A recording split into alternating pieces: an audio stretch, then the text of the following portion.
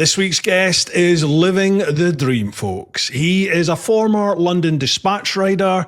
He's been a chauffeur with the Virgin LimoBikes. He's raced from club level right through to world endurance. And he was even a coach at the Ron Haslam Race School. He's currently riding around the world, and he joined us from somewhere in South America for a wee chat.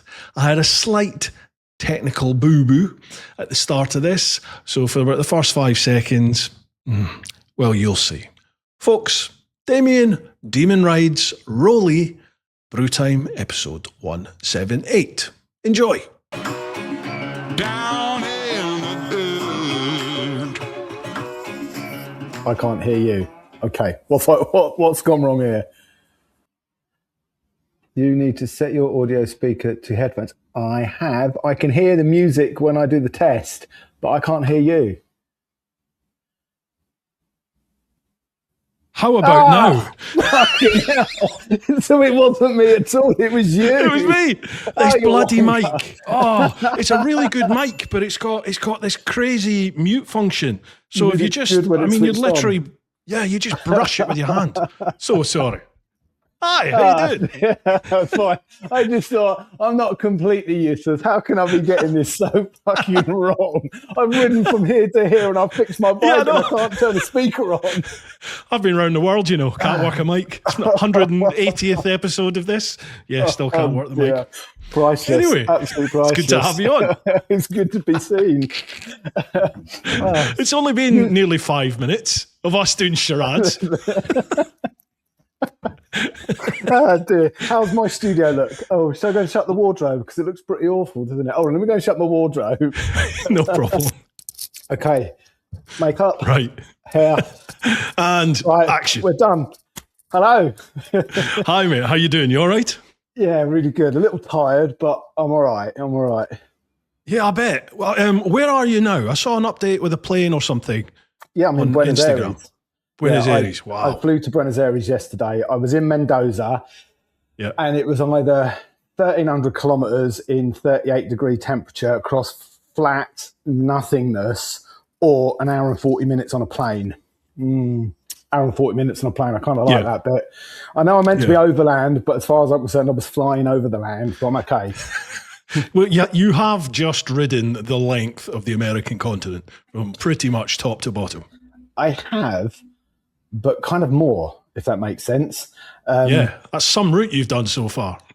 Yeah, I got lost. It's the best way to be, bud. Well, the thing is, I spent 35 years reading maps. You'd think I'd know how to go somewhere, but no, I just kept going like this. You did that post, I think it was on Instagram, you did the post that someone had sent you, like the trace of your route. Yeah. Wow, that was mega. That was awesome. Yeah. If I can, folks, I'll try and put that up now so you can have a little look. It's awesome. Yeah, I suppose we better tell people what you've been up to, really, haven't we? I've been just kind of bumbling along, really. So I'm still laughing at your microphone situation. Yeah, I know. So I'm not going to live that one down, am I? No. I hope you've recorded that because that's going to be as funny as you like.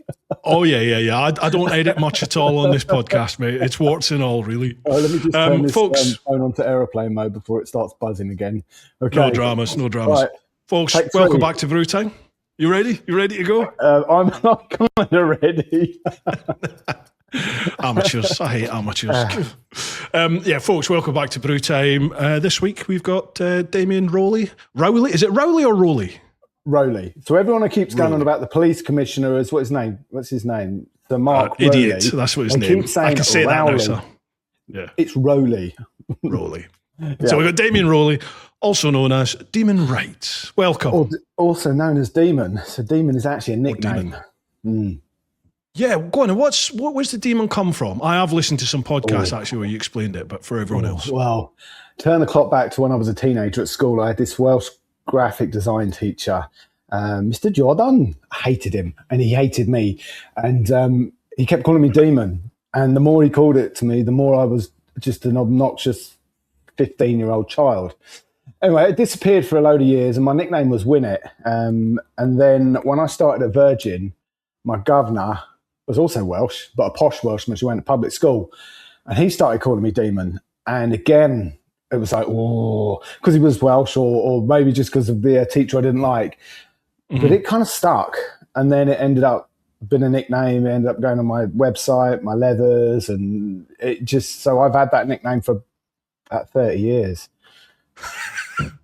Right. You talked about Virgin, you talked about on your leathers and stuff. You've got a heck of a pedigree. I must admit, I wasn't aware of quite the pedigree you have. It's pretty damn impressive. You were a dispatch rider, you were a chauffeur for Virgin LimoBikes, and you raced from club level to world endurance. Is that right? Yes. And I worked for Ron Haslam at the race school as an instructor. Oh, that's right. Yeah. I've wobbled around for a while, and I'm kind of okay on a motorbike. Yeah, you can pedal it. No, I prefer to twist my wrist, because pedaling, I've watched these cyclists riding from north to south, and they're mad. I can pedal a bike. Right. Before we get into all that, first things first, what's your tipple of choice? Well, I was going to give myself a tipple of choice of a nice red wine, being somewhere in Argentina, and there's no corkscrew here. So I've got a Corona, and the Mexicans hate it, but I like it. So, and it's quite early here as well. So I'm starting early. Yeah, I'm 3 hours behind you. So yeah, but it's Friday. It's 4 o'clock. I would say you're a working man. Every day's beer day when you're on a journey like this, isn't it? Shh, don't tell everyone. You're working hard. That's what I tell everybody. Just going to pour myself a little one. Slange, here's to your health. Bear with us, folks. Oh, and it's cold as well. Lovely job. Slange, here's to your health. Salute, as they say here. Slange you are. Right. Beautiful. Right then. I don't want to call you Demon. You can call me whatever you want. I won't answer. No, call me whatever you want. We've got so much to dive into here, but first off, I'll go with the usual. I'll hand it over to you. Who are you, and what brought you to where you are? What brought me to where I am? Right, my name is Damian Rowley, known as Demon, or other things, some of them unsavoury. I kind of fell into motorbikes, and they've shaped my life since I was 16. And at the grand old age of 53, I am still riding the bloody things. And I've ridden from Toronto to Alaska to Ushuaia, and now I'm in the middle of Argentina. Kind of it condensed into about that many words. Yeah. You are typical of so many people I have on here who have done amazing trips or achieved amazing things in life. And they really play it down massively. For people who aren't aware, right, if your geography is not great, have a little look or try and envisage a map of the world.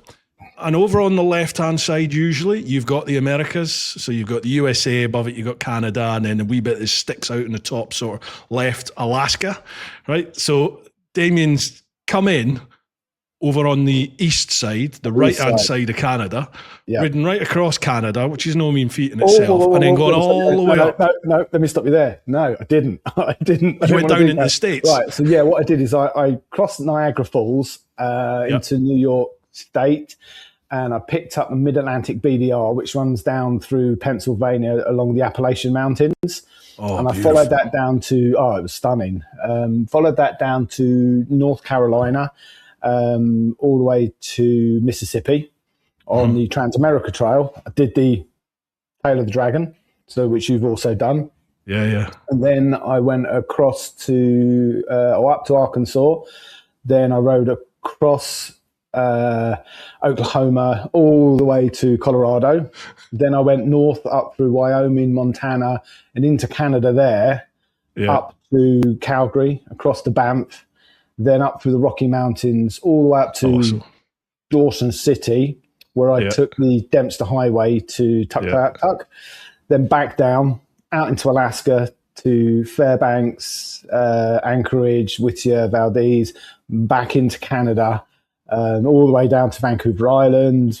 Then it was into the States, and then I kind of went like that down through the States, all the way down, through the Moab, through Utah, Salt Lake City, the Bonneville Salt Flats, into Arizona, in Baja, Mexico, Central America, Colombia, where my Colombia route looks like a child has done that on a map, where I just kept going all over the place for 3 months.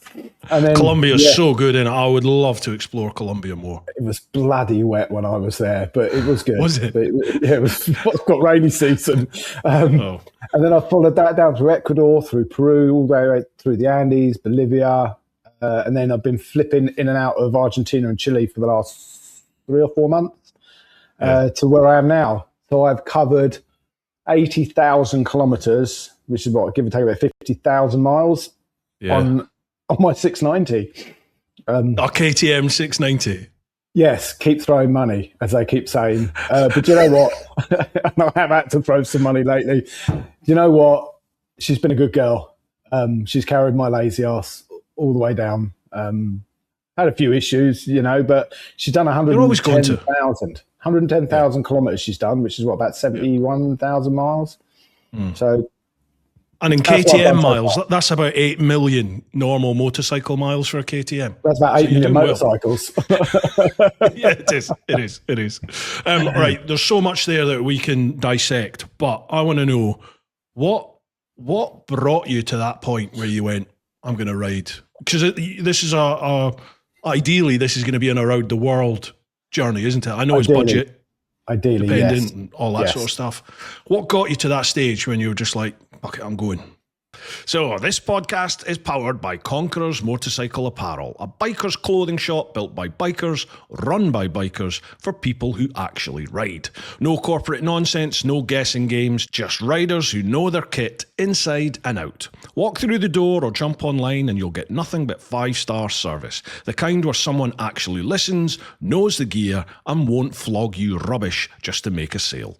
For an independent shop, the range punches well above its weight. Helmets, riding gear, casual wear, and the bits you didn't know you needed until a proper biker pointed them out. And if you're shopping online, here's the kicker. Use Fisters10. Yes, Fisters10 at checkout for 10% off, because good gear should come with a bit of respect. Conqueror's Motorcycle Apparel, built by bikers, backing bikers. You can check out their website at conquerorsapparel.co.uk, or if you're down near St Leonard's on the south coast of England, pop along to the shop, stick your head in and say hello.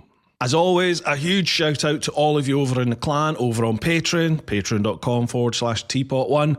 I keep saying this, folks, but literally I could not do this without your support. The YouTube millions certainly are avoiding me. So with people like you over in the clan, my tours, this podcast, merch, everything like that, that's what allows me to keep a roof over our heads. And we've built a pretty special little community there in the clan. We do rides throughout the year. We do some live streams. There's meetups. Check it out. Patreon.com/teapot1. See if it's your thing. You also get early access to my chicken strips tours, and you get first preference for the questions in this podcast. So thank you very much to all of you that get involved there. As always, if you're enjoying the podcast, tell a mate. Just tell them about it, share it, liking, subscribing, commenting, whether it's on the socials, the YouTube vids, or on the podcast platform, wherever it is that you listen. That really does have such a positive impact now on the algorithms and all these different platforms. That is what they respond to. So if you're enjoying it, please just engage, give us a comment, a like, a share. Let people know about Bru Time. Right, enough of that. Let's crack on with the chat. How long have we got? Right, as long as you want, 7 hours. I reckon we can get to 8 with this one. It's quite complicated. Turning 46, getting to that point of realization of I have less life left than I've had, knowing that within reason, we're not going to live that much longer.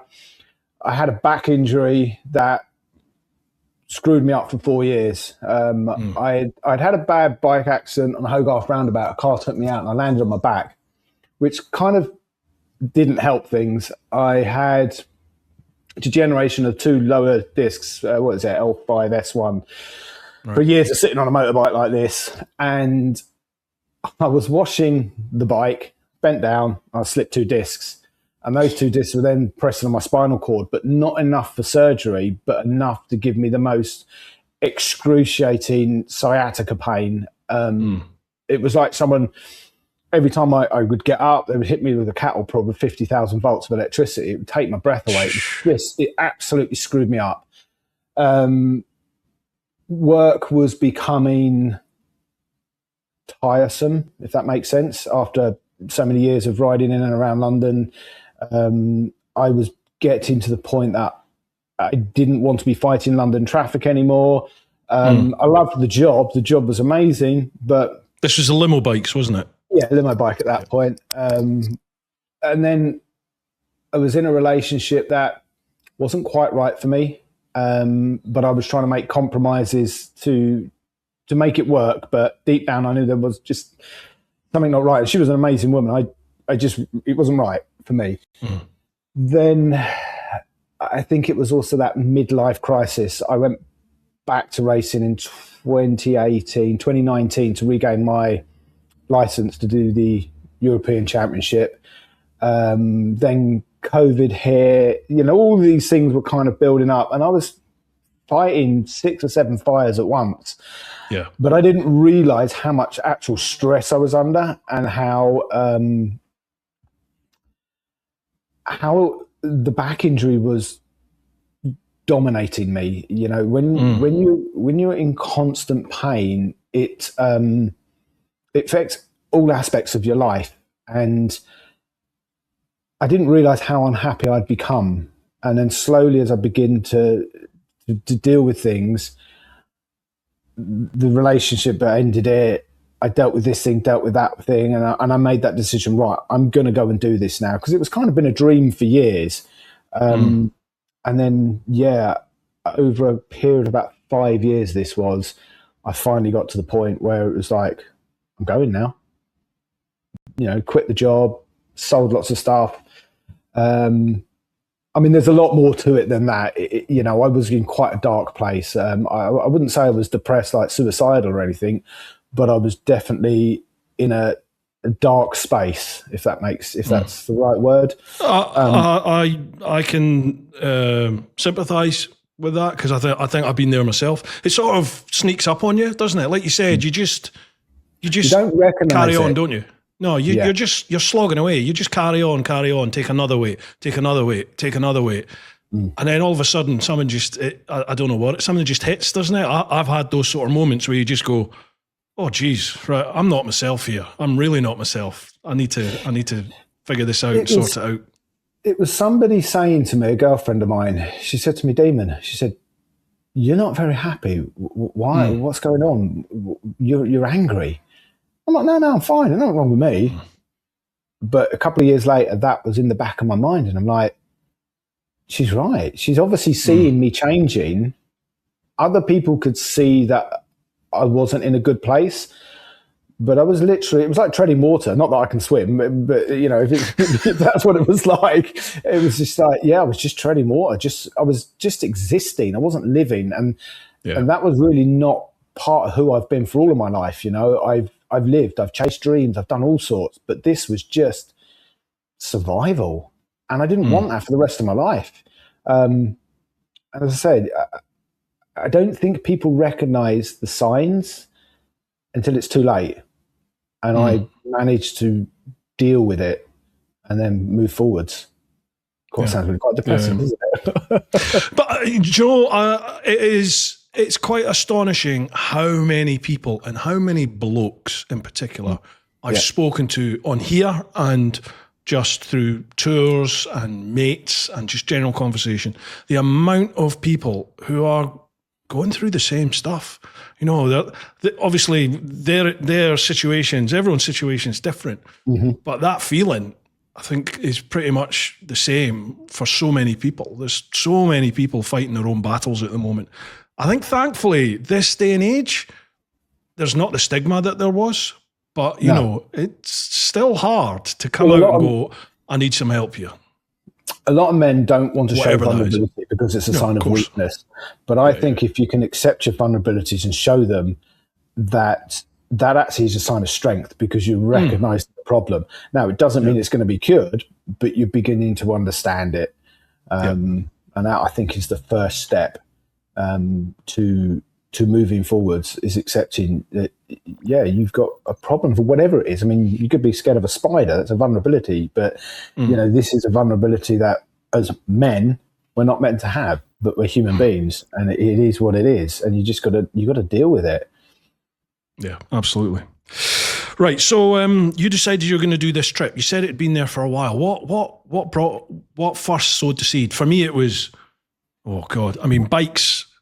I think I've spoken about this before and quite recently on the pod. When I was a wee kid, my dad brought a mate over who rode a bike and he plonked me on the tank. And that was just like, oh, what is this? I want this. But I was never allowed a bike as a kid growing up. And that never sort of reappeared in my mind till I was in my 30s. And then by that point, it's like, I've got grown-up money. I'm a grown-up. I don't need to ask mum and dad, well, hey, go and do my bike test. But for you, and the travel thing was just, it was long way round. It was seeing long way round, and that just lit a fire for me. But for yourself, for this desire to travel, to go off, what brought that about? Quite a weird one, actually, because my ex-wife will tell you, not that you're going to speak to her, but if you did, because she even said this to me, for someone who she battled for 5 years, I think it was, to get me to go on holiday when we first got together, I flatly refused. I didn't want to go anywhere. I was quite happy to stay in the UK. But now to be the one who is traveling like this is completely not what I am. I'm a Cancerian. I'm a homemaker. I like my safety of my shell. So to lift out a bag on the back of a motorbike is completely not normal. So I say it was kind of a dream. So winding the clock back way back, I remember watching Austin Vince's Mondo Enduro on YouTube in the early days in the office at LimoBike, and we were like, oh, that's really cool, blah, blah, blah. But again, it was, I was 27, 28, something like that. I was still racing club level, no British Championship, I think, at that point. And then a mate of mine was getting ready to go off on a round the world trip. And with that, obviously, Long Way Round happened. And it was kind of always a dream, but I was in a very different point in my life. And then a couple of years later, the dynamic duo of Ewan and Charlie started using LimoBike, and I was running Ewan around on the bike, talking to him about it. But again, it was never an option because it's massive to do this. So again, it was just always like kind of a fantasy thing. And then wind the clock a few more years, and that mate of mine who had spent years traveling had set up in fact, before that, I'd got divorced and I jumped on a plane, and it was after talking to James May and Richard Hammond about their Vietnam trip. I went and did the same thing, but the opposite way around. So that was my first taste of it. Then I did a month in India with what was then my ex-girlfriend, but then I was in a relationship, so it was never going to happen. God, sorry, some memories coming flooding back here, just trying to think about it. No worries. So it was kind of just always a fantasy thing. And then Adam set up this a business doing trips to Morocco.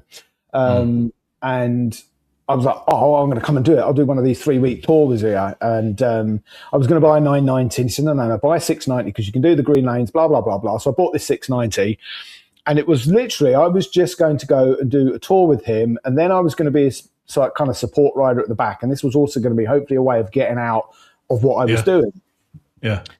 So it was always there, but it was never an option just because I wasn't in a position to be able to do it. I had other commitments.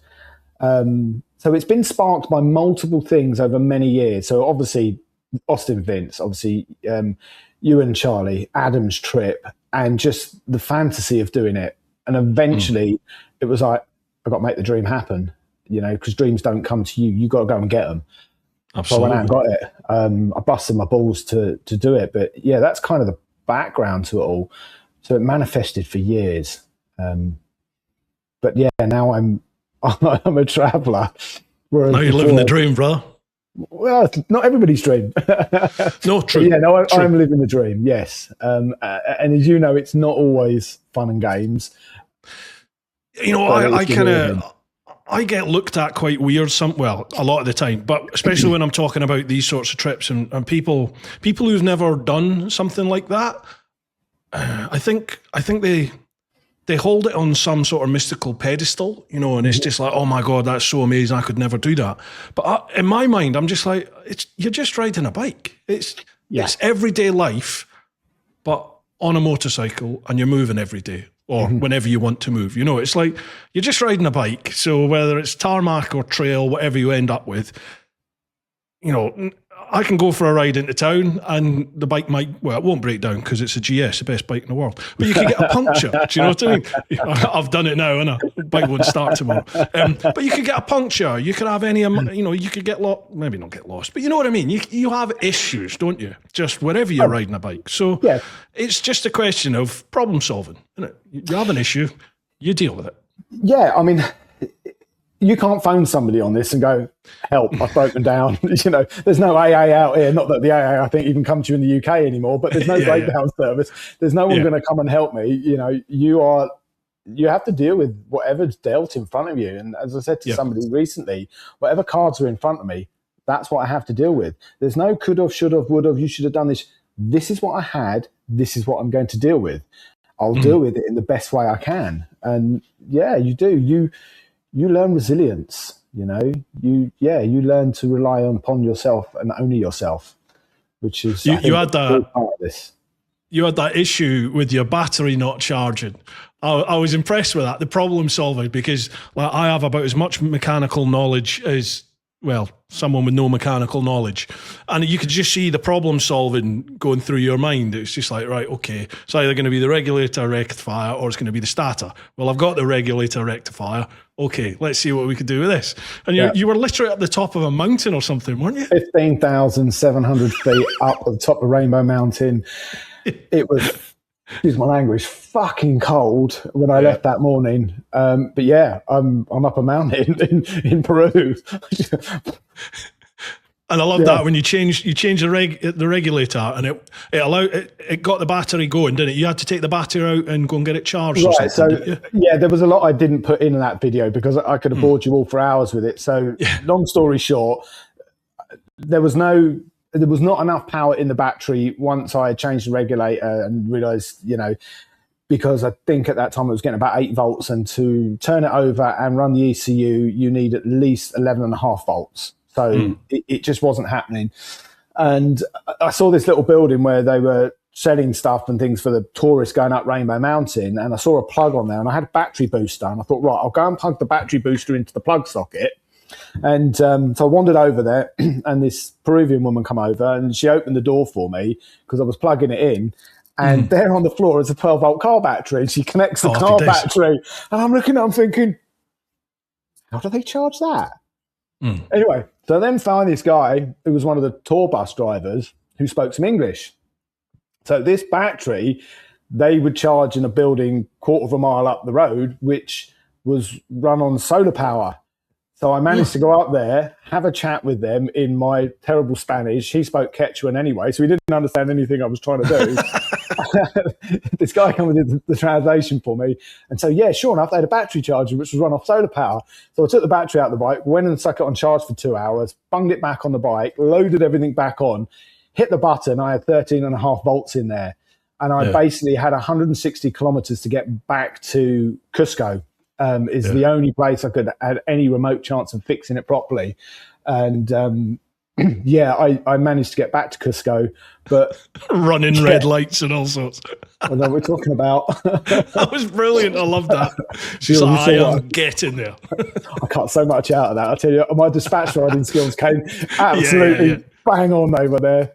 And I had to keep it running because if it had died, I would have never got it started and I would have been stuck. So it was like, I've just got to keep this thing moving. And literally, as I pulled up outside the bike place, it just died. Boom. Yeah. But at that point, the battery was also fried. It wouldn't hold a charge. So then I had to wait 6 hours or 7 hours, however long it was, for a battery to be brought to me so I could actually just start the bike again. It was a bit of a nightmare. Isn't it crazy though when you think about things like that, in that you are up the top of a mountain in the arsehole of nowhere. All right, there's some people around about you, but you're in a country where I appreciate you did quite an intensive Spanish language course to get some basics there. But in your own words, you're not fluent. So you're up a mountain in the middle of nowhere, don't really speak too much of the language. You're kind of up the creek without a paddle, yet like things work out, don't they? Isn't it amazing how when you put yourself out there in positions like that, but you make yourself, I'm a bit of a hippie now, I really am. I think if you make yourself open to any opportunities that might come your way, they just present themselves. At one point, they just present themselves. You have no choice because, like I say, you're responsible for yourself. No one's going to help you. But thank God it happened that day, not the day before, because I was even more remote the day before in the middle of fucking nowhere. If it had happened there, I would have been crying like a baby. so like, why didn't it? In my mind, it's like, well, it could have gone then. So why didn't it? Like, is this just luck or what is going on? I think that was luck. I know why the stator burnt out. So the original stator had actually burnt out when I was in Mexico. And I had it rewound by a local guy. And it was only when I held it up next to the new one I'd got sent from Lima that I could see the amount of resin on it. So instead of just one or two terminals burning out that normally goes on a stator, the whole thing was black. And I basically think the amount of resin he'd put on was not allowing it to cool properly. And just over a period of time, it had just, cooked itself, and it just happened to finally fail that day. But yeah, why? Who knows? What a day that was. Right. Motorbikes. How'd you get into motorbikes? By accident, really. As a kid, I rode 11, 12. There was a guy up the road, had a bit of land, and his dad had bought him a little Puch Maxi. So that was the first kind of bike I rode.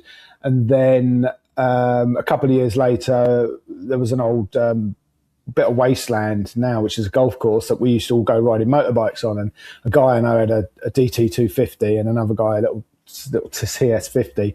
So I'd go around the field on there. But it wasn't something that was I wanted. I was 14, 15. I was wearing Pringle tops and the cost, and I was in the cars with these guys, and I wanted a Mark II Escort, and I wanted girls in the back, and that was kind of what I wanted. And then at 16, because obviously the license, and you can ride a 50cc or a 49cc, I got one for a year for transport. And as I say, I describe it as taking crack. I just got hooked. Wow, And over that year, I was riding 250s, 750s, all illegally because, I was 16, didn't have a license for any of them, but, because you could get away with things back in the 80s. And that was kind of why I got into motorbikes. And at 17, my mum said, I'll buy you a car now.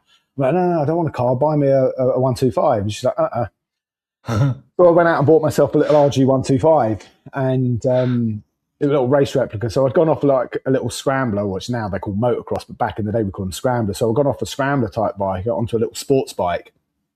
And I'd started watching on a bit of Eurosport, 500 Grand Prix. So it was back in the day of Rainey, Swans, Gardner. Wow. And I was just like, oh, that looks good. So I was riding like an absolute twat. And,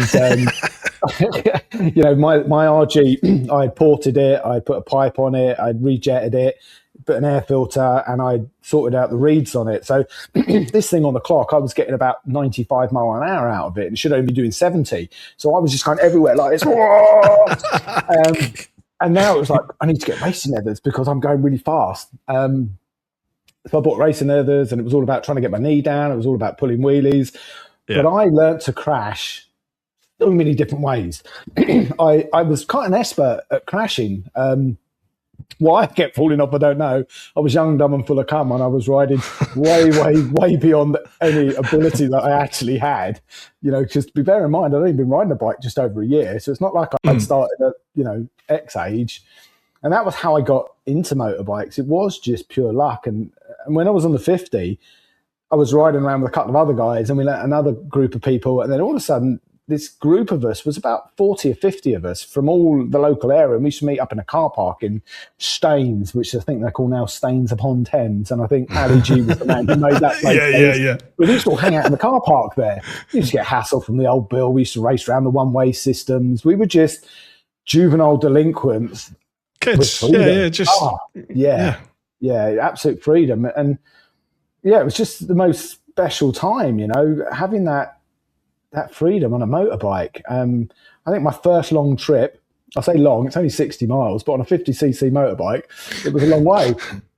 4 of us set off down to Brighton and got down to the pier, wow, we've got here, I was only, 16. And then on the way back, I seized it on the motorway. But I was like, I went everywhere like that. It's just, And I was just hooked on the things. Had to learn how to fix it because I couldn't afford to pay anyone to do it. So, I was also pulling the engine apart and just learning my trade, I suppose, to where I am now. Which I think now it's very hard for young riders to get into motorbikes. Everything is so expensive. I was just thinking that. I was just thinking like the difference between, your experience as a youngster and what got you into bikes and kids at a similar age now. It's almost not achievable for them. No, it's not. It's forget the price of just clothing. The licensing. I mean, back in my day, God, I do feel old when I say that. Back in my day, but you did your part 1 test, your part 2, and you could ride anything you wanted as long as you could get insured. Same as you do with cars. But the way they've restricted you now, I think it's bad. Don't get me wrong. I'm not saying you should go out and pass your test on a 50cc and go out and buy a superbike. When I was 17, I got 125, then I passed my test, got 250, a 350, and so on. I had singles, twins, 4 strokes, 2 strokes, everything. But nowadays, they're so restricted, and I'm not sure. I think once you pass one part of it, you can do for 2 years, and you have to pass it again or something. So, depending on your age, Yeah, and it's just like, basically, they're having their trousers down and their arse spanked for money because so you can understand why they're not getting into it, and also with the bike theft as well. Why do you even want a motorbike? But I think the young crop are just not coming into it like when I was a youth, which is sad because it was the most amazing time. Yeah, it's quite a dark time for the bike sector at the moment in the UK. There seems to be more and more dealerships and even kit stores. Everywhere seems to be shutting down. Yeah. It's hard going at the moment. I went to school with Dave Lilly. So Dave Lilly, you might know the name of Jack Lilly's. Yeah. He obviously sold out to Lind now. He works out, and I was talking to him recently, and he was just saying that the industry's in dire straits for multiple reasons. Just people don't have the money to do it. What's a bike now? 12, 13, 14,000 pounds? Yeah, I mean there are there's budget bikes now at 7-8 grand. But it's that used to be. That used to be. Yeah, superbike back then. Yeah. Yeah, but that's like 20, 25 years ago, isn't it? When you think about it, it's crazy. Well, I bought my first bike. I passed my test in 2008. Yeah, 2008. Oh, so you've not actually been riding that long? No, really? No, I was late. I was 32 when I got into bikes when I passed my test. But I remember buying a J6R 600. That was my first ever bike, and I think I got that on a deal from P&H. I think for something like 6.5 or 7 grand. And then I remember less than a year later, I chopped that in and bought 1,000. And I got that for something like 9 grand. And I never paid more than 9,999 for a Jigsaw Thou right up until the last one I bought, which was 2014. Because I said to them, I'm not buying it unless it's under 10 grand. Because I'm not paying so 10 grand. So you got the penny off it. And he did, yeah. So I got it for 9,999. Yeah, whatever it was, yeah. I didn't spend the extra all at once. Obviously. First thing you do, isn't it? Leathers, new exhausts, just loads of stuff. Yes, you do, yeah. But yeah, you look now. I mean, God, even the Jigsaw, when this new Jigsaw's coming back, I think that's going to be something like 15 grand, 16 grand. So it's just like, Christ, it's a lot of money, isn't it? Yeah, it's a lot of money. Yeah. Cool, that's depressing. Right, we'll move on from that. So you were a dispatch rider. What got you into dispatching then? So I'll turn the clock back to when I was at school. I'd been an army cadet since I was the age of 13 and a half. And originally I was going to join the junior leaders at 15 and 9 months and join the Royal Electrical and Mechanical Engineers. And I'd got on my aptitude test enough to be an aircraft technician. But I think I was wrongly diagnosed as a teenager with asthma. I just think I was probably unfit. But so when I went to join, they said, "Oh, you can't go in within 4 years of your last asthma attack." Blah blah blah. So that got delayed. Yeah. So all I wanted to do was be in the army. And then I thought, right, well, I'll get an apprenticeship. I'll go and be an HGV mechanic or something. I'll do that until I'm old enough to go and join the regular army. Yeah. And then I was on a YTS course, the good old youth training scheme of all of about £29.50. And after a year, I was on that. My mum's ex-boyfriend's mate ran an engine reconditioning workshop, whatever you want to call it. And he said, "Oh, well, we'll give you a job. We'll pay you £100 a week." Because, £29.50 to £100 a week. Like, yeah, I'll have some of that. And we'll put you through your college, and I'd got enough to go onto a BTEC course. Anyway, went and started working there, and the enrollment for college came round, and they hadn't enrolled me. "Oh, we don't have the money now. We'll do it on the next one." So and the April came round. "Oh, we don't have the money. We're going to have to wait another 6 months." And I'm like, this is no good. I'm 17 and a half now, and I'm out of an apprenticeship, and I'm not getting anywhere. And then his business folded. So now I'm out of work. So the good old RG125, I thought, oh, you know what? I'll be a dispatch rider for 6 months. I'll save enough money and I'll put myself through, the next year at college. So I was living in Shepperton in Middlesex, and there was a courier company in Bedfont, which was only a few miles away from me. It took me 2 hours to find the place. And, and your map reading hasn't got any better suits. Well, I didn't know which way it went, you see. So I'd gone with a mate, and he was on a 250. So he said to my mate, "Well, you can have a job because we can use you for motorways. But you're on a 125 on L plates. I don't think we can really do anything." I was like, "Oh, okay." And I thought, I need to do something. So I got MCN out again. I was reading through all the job adverts in the back, and there was this Concord Couriers company up in Sudbury and Wembley. Right, I'm going to find my way to Sudbury. So I calls them up. He said, "Yep, come up for an interview." And I didn't take me too long. I mean, I suppose it was normally about a 40-minute journey back in those days. It took me about an hour. I found the place. I'm like, yes. Bearing in mind, I'm only 17. I don't have a geography of the London or anything like that. I'm just looking at an A to Z and figuring out how There's to no go GPSs or anything, sat-navs. No. And we used to use phone boxes. Anyway, so I've gone to this place and I've been given the job.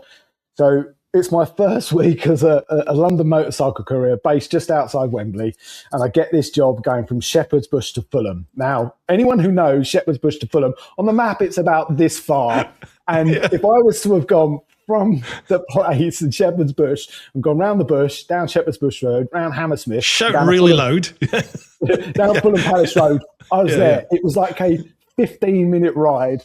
So anyway, because you had to keep flicking the pages like this to find out where you were going. Oh, yeah, I remember the North Circle. Okay, I'll go around this way. Anyway, long story short, it took me 2 hours to do a 20-minute job. And at the end of my first week, I'd earned a massive amount of money. I think I'd earned about £120. I'd put more in fuel than two-stroke oil in my bike at the time. Anyway, I'd gone out the next week determined to be better. And I was getting some tips off the guys who are working in the office with me. And I couldn't use the A40M back in the day. So I used to use the Harrow Road. Anyway, 2 or 3 weeks in, on a Friday night, we all went to the pub. And the controller said to me, he said, "You know what?" He said, "After that first week," I said to Steve. Now, Steve was the governor. He said, "That young one on that 125, he said, he's fucking useless." He said, "I wanted to sack you." He said, but Steve said, no, give him a chance. And as the weeks went on, I became better at what I was doing. And I was just pretty good at it. I learned to read a map. I got my geography. I was, it was all in the head. That I learned the old fashioned way. So that was how I got into being a motorcycle courier at 17 and a half. I was. Wow. And I was 17, riding a motorbike, getting paid. Wonderful, Yeah, it was good. Good memories, Yeah, it was mad. Oh, fuck, How long did you do that for then? Nearly 10 years. Wow. Right. So I then eventually passed my test, bought a bigger bike. I'd moved into a London company rather than Harrow. So working from Sudbury, I learned all the Ruislip and sort of West London side and route down into central London. I was riding around, but because the company was based in Wembley, I'd always come back empty. Rarely did I come back with a job on board. So I was doing lots of what we call dead mileage, is where you're riding with nothing on board, so you're not earning anything. So it was dead mileage. And there would be a lot of time that I'd be sat around in the office waiting for work. And I just thought, I need to move into central London, because being 10 miles out, and Wembley ain't that far, but unless I got 4 or 5 or 6 jobs on, I'm not actually earning enough money. And I was commuting from Charlton Village, Shepperton, up to Wembley every day. So then I moved into central London and I started earning proper money. I was, on a busy day, if I was just doing minimums, when I say minimums, just short ones in town, I'd do 40 minimums a day, which would be 80 addresses. That was in and out, up and down. It was proper full on work. And then middle distance, long distance stuff, so I could be going to Manchester at 3 o'clock in the afternoon and, whatever it was. So I was pretty good at it. I had a reasonable living. And I was young, I was just having fun. But I was kind of still lost. I never knew what I really wanted to do. I never really thought I'd be riding motorbikes for this long, riding for a job. It was just a means to an end. I got with my ex-wife when I was 19. We'd moved into a rented house and so on. I was just growing as a person, but I always knew that I wanted to get out of being a courier, because it's a hard job, especially through the winter months and that. And but I ended up doing that for just shy on 10 years. Wow. So when did the racing start then? How did all that come about? So I got to, I was 19. I got a 350 power valve and the old RD 350 YPVS. And I was just, like I say, I was riding like a twat, and no one thought I'd reached the age of 21, because everywhere was a race for me. Every roundabout was my racetrack. I got the nickname Roundabout Rowley because I just kept going round and round and round the roundabouts with my knee on the floor. Trying to get you, Yeah. Well, the Oxshott Woods roundabout on the A3, I don't know if you know it, in the middle of Oxshott, there's a big roundabout. They've got kind of little straight bits. I could do 70 mile an hour around that thing with a knee on the floor. Jesus. It was. That was what I do. I'd go to Staines, big M25 junction, 70, 80 mile an hour around that, just going, and I just thought, I've got to do this on track, because I'm going to die, or I'm going to lose my license, because I'd already been banned from riding for 6 months. I pulling wheelies, speeding, driving under all the good stuff. Stuff. Yeah. So I got disqualified from riding for 6 months when I was 18. Wow. I ended up working in an indoor karting centre. So I was racing around on a go-kart all the time. So then move forward. I was just riding like an absolute twat. So I was 19 and a bit. I bought a Mark 1 power valve off another guy I knew who was gone into racing sidecars, and went to Mallory Park and did my sort of first test session. Then went down to Lyddon to do my first ever race. My first ever race, I finished 4th. And I just got this bug for it. So I was 19, almost 20 when I first started racing. So bear in mind, I only started racing riding at 16, and then I started racing at 19. It wasn't like I'd been riding motocross like a 5-year-old or anything. Yeah. I just found something that I kind of had a bit of a flair for. And it was, it was 19 racing motorbikes. It was wonderful. Yeah, that was how I got into club racing. Club racing. That's how I got into club racing. Rode the power valve for a year, but I spent more time fixing it because I didn't understand about jetting and stuff like that. So the thing kept detonating where it was running too lean. Oh, jeez. Yeah, I know that's not good. I don't know much about engines, but I know that's not good. So I kept going down to Bob Farnham down in Folkestone, who kept tuning and going, oh, yeah, we're going to make more money out of this bloke. Spent more money fixing that thing. And then I bought a CBR 600, the old jelly mould one. And I had a big crash at Snetterton. First time I was riding it, I was flat out down the back straight. And I was like that. And somebody on a 2-stroke did a plug chop, came across the track, and I went smack into the back of them at about 150 mile an hour. I went down. I hit my head on the track. My helmet, I've got it. It's got all the scuffs down, all the way down there. I was unconscious. I was out cold for 10 minutes. Taken off to Snetterton. I don't remember anything. I remember a couple of little bits that morning, and then about 8 o'clock that night. And then I was obviously beginning to find out what was going on. And I remember the doctor coming around in the morning, and they said, oh, how are you feeling? I went, yeah, I'm all right. I said, but I got really sore testicles.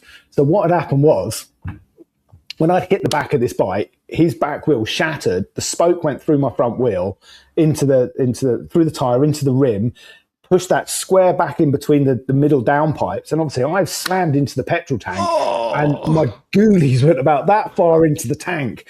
And it's got this big course. So I had one testicle like that. You're 9 years old again. About that. And it was literally like that. And so she's had a look. She went, oh, yeah, there's some swelling on that. I went, fucking telling me. She said, right. She said, it should be okay. We'll say just go away for a week.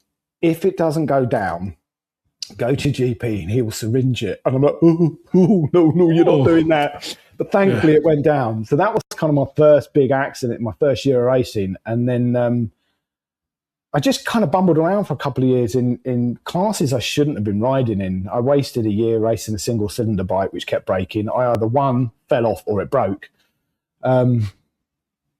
And then, so I'm going into the racing career here. And then no dramas. 95, I'd had a bad crash on the road.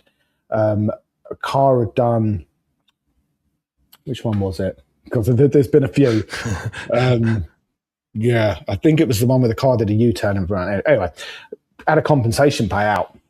And I was bumming around on a class I shouldn't have been riding. I should have been in the 400 Supersport, 250 Supersport class. That was the feed really to British Championship at the time.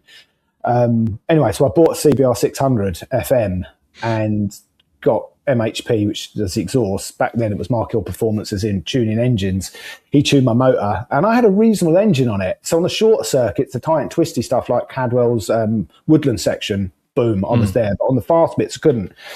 But all of a sudden, now I was actually running at the front of races rather than breaking them and things. And I had a pretty good season on it.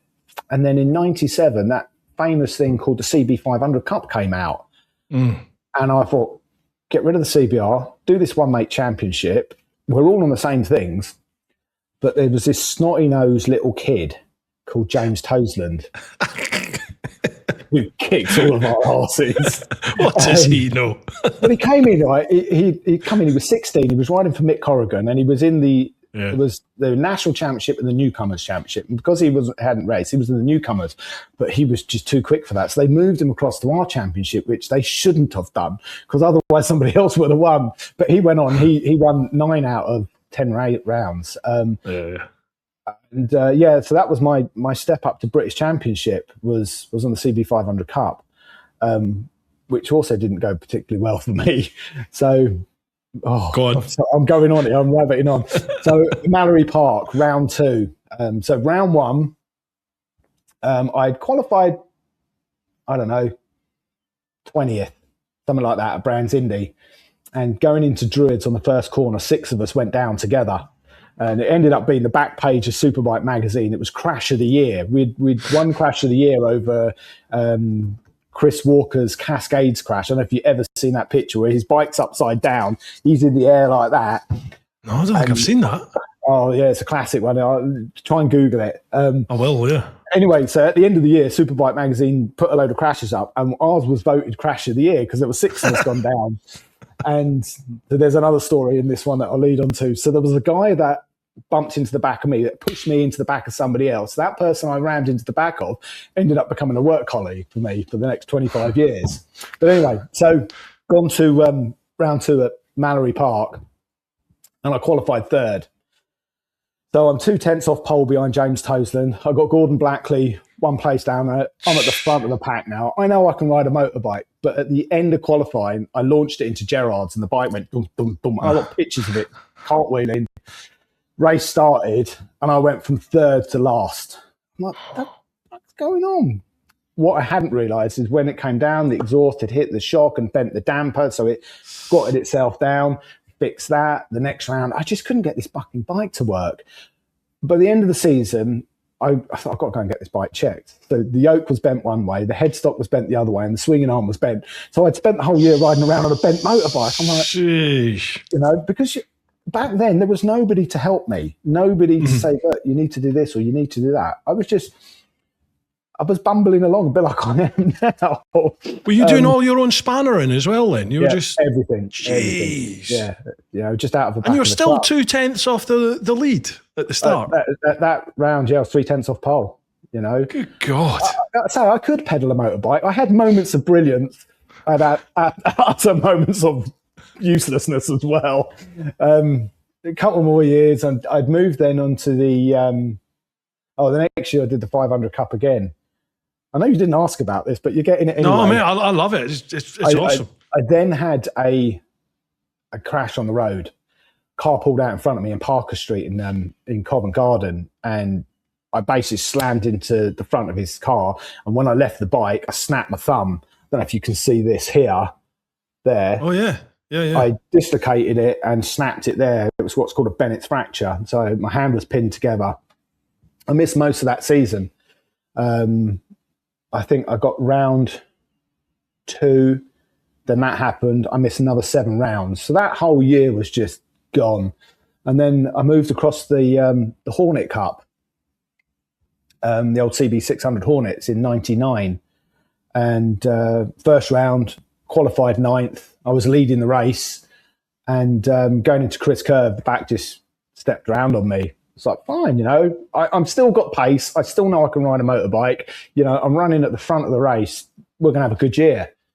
Went to Mallory Park, and this was before they put that stupid Ed Wieners in, and that they've screwed up Gerrard's as well. And I had a massive high side, about 110 mile an hour going through Lake Esses. As I flicked from right to left, it just spat me off, threw me up in the air. I came down, I shattered this finger, as you can see, the 2 finger tip. I broke a rib, tore the ligaments in my right ankle. It took me most of the season to recover from that. By the end of the year, I was back in the top 10. But again, it was just, it was racing. It bites you hard. So I had a really mixed club and British Championship at that point. So yeah, we've kind of fast forwarded through a lot there. That was 93 to 99. Wow. Yeah. So at what point did you go to endurance? Was that before or after Ron Haslam? Well, I'd done one of the KRC endurance rounds in 97, 96, 97, with a guy called Paul Perrin. And that was just my first taste of endurance racing. And then I quit racing at the end of 99. It was a case of I could either use what money I didn't really have to go racing, or I could commit to my ex-wife at the time. We were still girlfriend, boyfriend, fiance, whatever it was, and invest with her and buy a house. Now, she put up at 7 years of me throwing umpteens amounts of money, because also back then I didn't have any sponsors, people. It just didn't happen. So I bought a house, quit racing, and at that point is when I managed to get out of working at as a dispatch rider and moved across the Virgin. I quit then. I'd gone snowboarding, so I started snowboarding, and I had met a guy called Mark Linden, who was an ex-British Championship rider who worked at Ron Haslam's, and said, "Oh, give them a ring. They're always looking for good instructors." Oh, I don't know if I'm really good.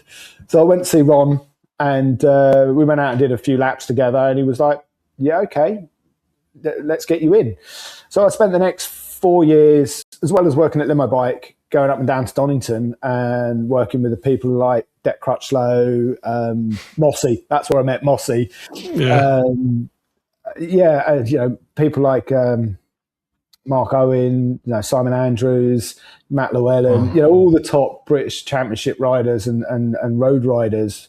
I was working with them, and I was just, humble, kind of lower down, sort of compared to where they were, but I wasn't a bad instructor. It was good. Yeah, working at the race school, it was good. It was hard work, but it was fun. It was nice seeing people's improvements. Yeah. And seeing their confidence grow and their understanding of actually how to ride a motorbike. I preferred teaching the girls because they listen. They don't have egos. They don't have testosterone. Yeah. And even though they might not necessarily have been as fast as the guys, I think their improvements were tenfold. Okay. Just because they listened to what you said and put it into practice. Whereas you get these guys who come in with their leathers on and their knee sliders that have been scraped on the road, and they'd think they were amazing. And you'd be going around one-handed, turning back to them, pointing and doing this, Yeah. and you're just like, dum, da-dum, dum, da-dum. And you kind of, you showed them, this is how you ride a motorbike kind of thing. I remember I did the Fireblade. I did the 600 and then came back another time and did the 1000. Yep. When it was at Silverstone. And Yes, it was Tristan. Was it Tristan Palmer? I think it was Tristan. Is it Tristan Palmer? I think he was my instructor, and he was BSB at the time. And I remember thinking, I'm apexing this right-hander, and my knee was on the deck, and I'm thinking, yeah, I got this. And then 3 bikes came up my inside where I think I'm apexing. These 3 bikes just went by me like I was standing still, and it was Leon Haslam. It was Leon Camia, and I can't remember who the other one was. There was another one. I think it was one of the Lowe's twins or something. But I mean, me thinking I'm apexing, and there was enough room for not 1 but 3 bikes to come up the inside. See, that's the thing, when you've got a racer and somebody, maybe a track day rider, or and I know some of the track day riders are pretty quick. Don't get me wrong. I'm not saying they're all that. When you get someone who's really good, and they pass you, and you think you're going fast, and they're gone. It is incredible. I mean, I even had it where I wasn't slow, but I'd get someone like Vincent Philippe, come past me on the factory Suzuki, and I'm on a privateer Yamaha, and I'm hanging off and doing the best I can. He's like, whoom, and then the Suzuki just whoom down the straight. I'm like, come on. I had a little coming together with Gregorio Lavir in Albacete. He was shaking his fist at me. I was going into pit lane. I had my hand up, and he's going past me, giving it all this. So I went up to Gregorio after. I went, "You got a problem?" I was like, "Mate, got my hand up. You've been racing long enough. You should know how it works." But some guys, even made me look like slow as anything. There's always someone quicker, isn't there? It's always someone quicker.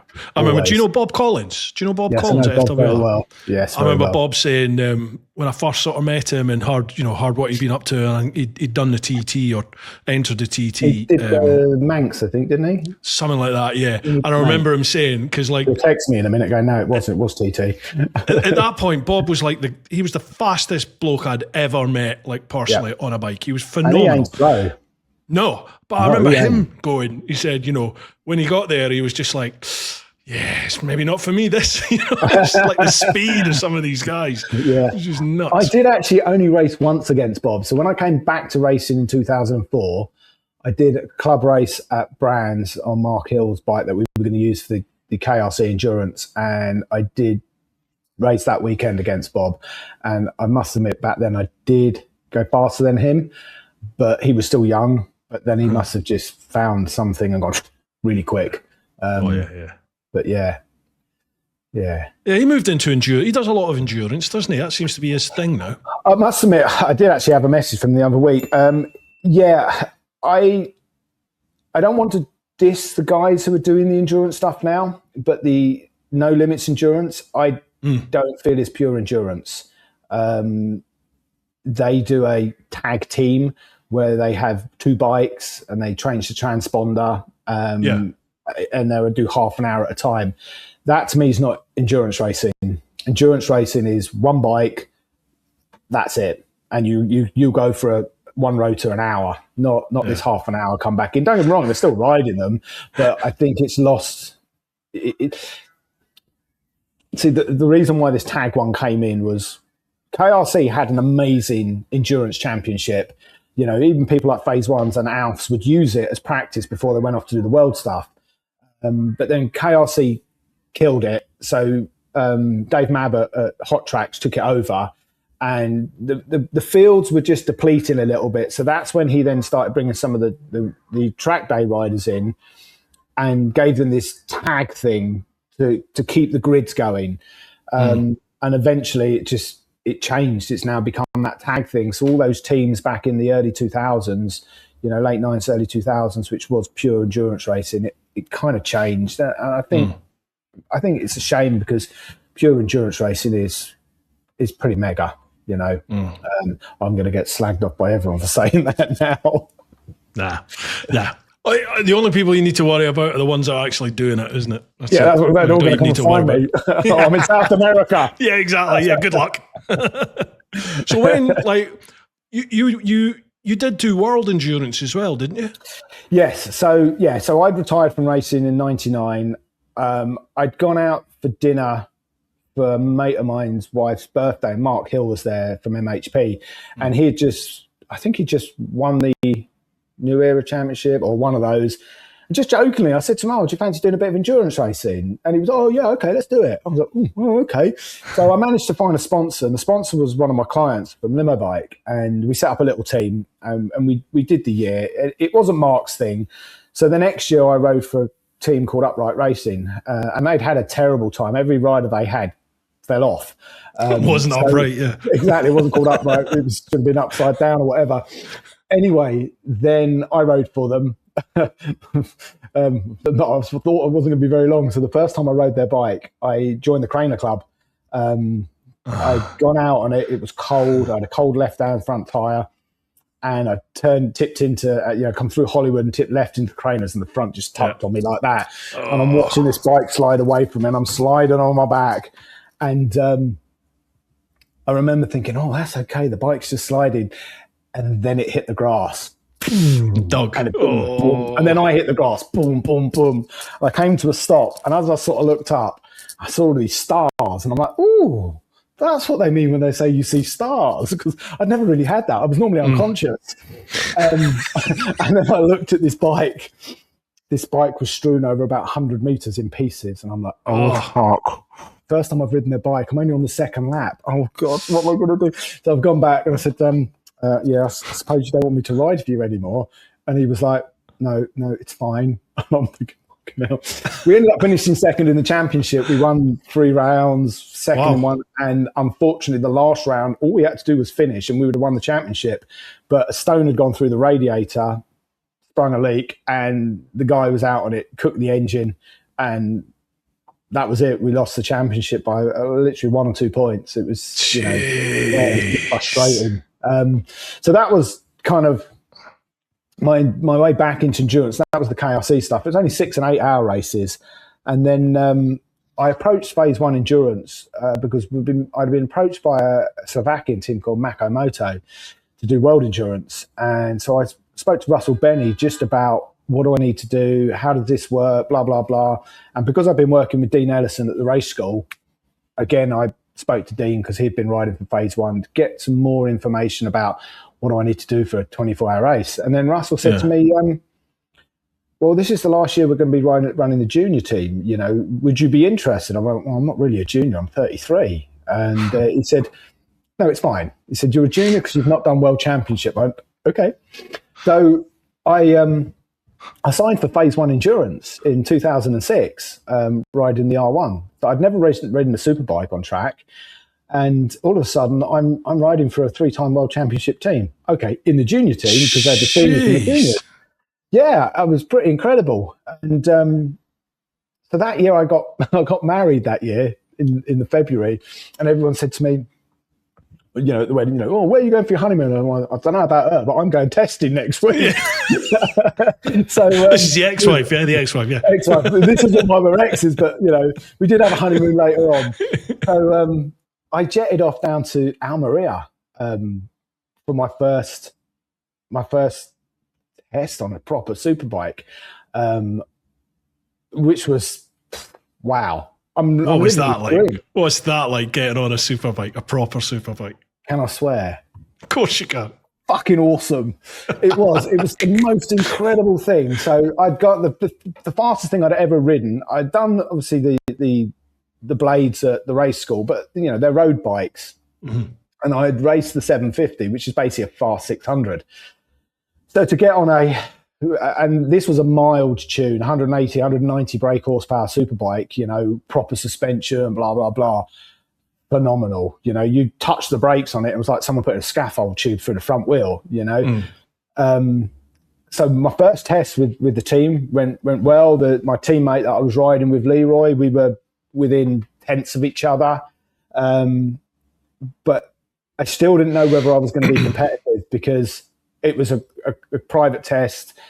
There was no big teams there, so I didn't know whether I was going to look stupid or not. And then we went to Albacete for Dunlop tyre test. Now all the daddies are there, Cert are there, Yart are there. And I'm riding against the likes of Vincent Philippe, Igor Yerman, Gregorio Levere, not Levere, it'll come to me. Anyway, another froggy. And they were fast. But I wasn't far off the pace, and I'm testing Dunlop tyres. I'm like pinching myself, thinking, is this really happening? A couple of years ago, I was riding club racing, and now I'm in the World Endurance Championship. But then it almost went wrong. A week before my Le Mans test, I had my appendix out. And I'm like, this can't be happening. I got Le Mans test, Assen 500, and the Le Mans 24 out all in the next 2.5 weeks, and I'm having my appendix out. Jeez. Anyway, had my appendix out. I wasn't allowed to discharge myself from hospital until I'd passed the stall, so my mission was to have a shit. I got that out. I discharged myself the next day. I've gone home and quietly packed all my kit. And I said to my ex-wife, I'm just going to go to Le Mans with the team. The flights are booked. I'm just going to go and support them. Why have you got your leathers? I don't know, because I'll leave them in the truck and they can take them to the next circuit. Yeah. They're going to get cleaned. Yeah. So 7 days after my appendix out, I'm at Le Mans testing. And it was a little tender. So left-hand corners were okay because I was squinched up like that. But right-hand corners, it was pulling the stitches. And I went to the medical centre and they were weeping. And the surgeon said, or the medical doctor thing, he said, 1 week. I went, and he just shook his head, So then I spoke to my ex-wife and said, you've been riding, haven't you? I went, just a couple of laps. So that was it. I thought my season was over before it began. And then I went to Assen. And then 3 weeks to the day that I had my appendix out, I was starting the Le Mans 24 hour. I was sat on the grid there. My bum was doing that 5 pence, 50 pence, 5 pence, 50. Yeah. I mean, you've seen the grandstands at Le Mans. They were absolutely rammed with people. The stunt shows whipping the crowd up. I am sat on the grid. My heart is pounding. The adrenaline is pouring through me. And I remember this very well. My ex-wife leant over to me. She's there with the umbrella. She says to me, enjoy this because it won't last forever. And I was like, fuck. So I'm trying to enjoy that moment, but it was terrifying, absolutely terrifying. And then we went round on the sighting lap, and to see the crowd at Le Mans, not from the TV, but from trackside, riding round, I was like, I can't believe I'm doing this. fuck, I'm starting them on, fuck. Yeah. Then it became real. Yeah, and we qualified pretty good. We qualified 32nd, I think it was. That's 56 teams. So we were kind of midfield. And then I'm standing there in the circle, waiting for the tricolor and the guy to run across the track. And the second that went, all nerves have gone. Across the track, onto that bike, down into turn one. And it was just the first hour was a short circuit race on a super bike at Le Mans. I don't know what words to describe that feeling. I don't even see the crowd anymore. I'm so focused on my job, and now the next 24 hours was just incredible. It was the hardest thing I'd ever done, and, still 3 weeks ago, the appendix, Yeah. So were there only two of you riders in that team? You had three. And what were you doing, an hour each? Hour on, two off? So a 24-hour race, you have to have three riders. Short races, 6 and 8 hours, let's say short, you can have two riders, but a 24-hour, you have to have three riders. Gotcha. So it was myself, Leroy Verboven, a Belgian guy, and Alec Debelski, a Polish guy. And we all lapped within 3/4 of a second of each other. So we were consistent. We were a good little team. We all rode the bike, liked the bike the same way, really well. So you basically do what we call a rota. So you've got 24 litres of fuel, and the fuel man will, during testing, they'll put a certain amount of fuel in, you'll go out, they'll calculate everything, they'll take the fuel out, and they can see exactly how much you used as a rider. So Alec was always the fastest, but used the least amount of fuel. I was always second fastest, but used the most amount of fuel, and Leroy was the slowest. And when I say slow, we're talking, smidges. And hundredths of a second, and he kind of used the second amount. So that fuel man could say lap 27, 28, whatever, so it was inboard, and then you get three more. So it was roughly about 55 minutes a rota, which is longer than a superbike race. Yeah. And you do that in a 24-hour race, you'll do that 8 hours on the track. Jeez. What is that like physically and mentally? The first few hours aren't too bad. But as the race progresses, obviously, all the injuries you've ever had are going to come back and haunt you. The blisters on the hands, the hands were taped up. The balls of my feet, I would get blisters and sometimes bleeding because where your foot is on the end of the foot peg, constantly pressing, and the heat from the engine would go through the frame and into the footrest. So those footrests would become baking hot. They would literally be melting bits of the bottom of your boots. My right wrist, I can do that now, but in a 24-hour race, I'd end up doing that because I couldn't twist my wrist anymore because where I'd broken it. So as the race went on, the injuries would come back and make things harder. And we had this physio woman. I won't call her a physio woman because she was an osteopath, Eileen Fox, the most amazing woman. If it wasn't for her, many of us wouldn't get back onto the bike because she would work us between each rota. It's physically hard. Mentally, when you're racing with other people, the hour goes reasonably quickly. When you're on your own, it can get quite lonely. And that, what we call that graveyard shift, that 2, 3, 4 o'clock in the morning, those ones were quite difficult because you'd be sitting in the pit lane waiting for that bike to come in. The bike would come in and you have to go out on track and you've got to get up to speed quickly. There's none of this take your time.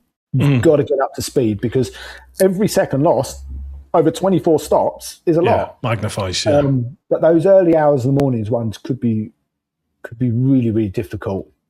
But I got on with it pretty good, actually. I didn't used to sleep very much, maybe 20 minutes, maybe 2 or 3 times throughout the whole race. So that's all I would sleep. And then the race doesn't really start until 9 o'clock in the morning. And you think, well, hold on, it started at 3 o'clock yesterday. No. That was getting through the night.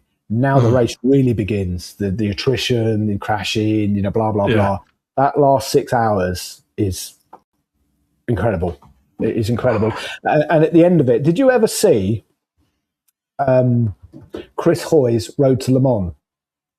No. So Chris Hoy, as you know, the cyclist, cyclist, after he gave up his career, he he got into car racing because he wanted to race Le Mans, and he did that.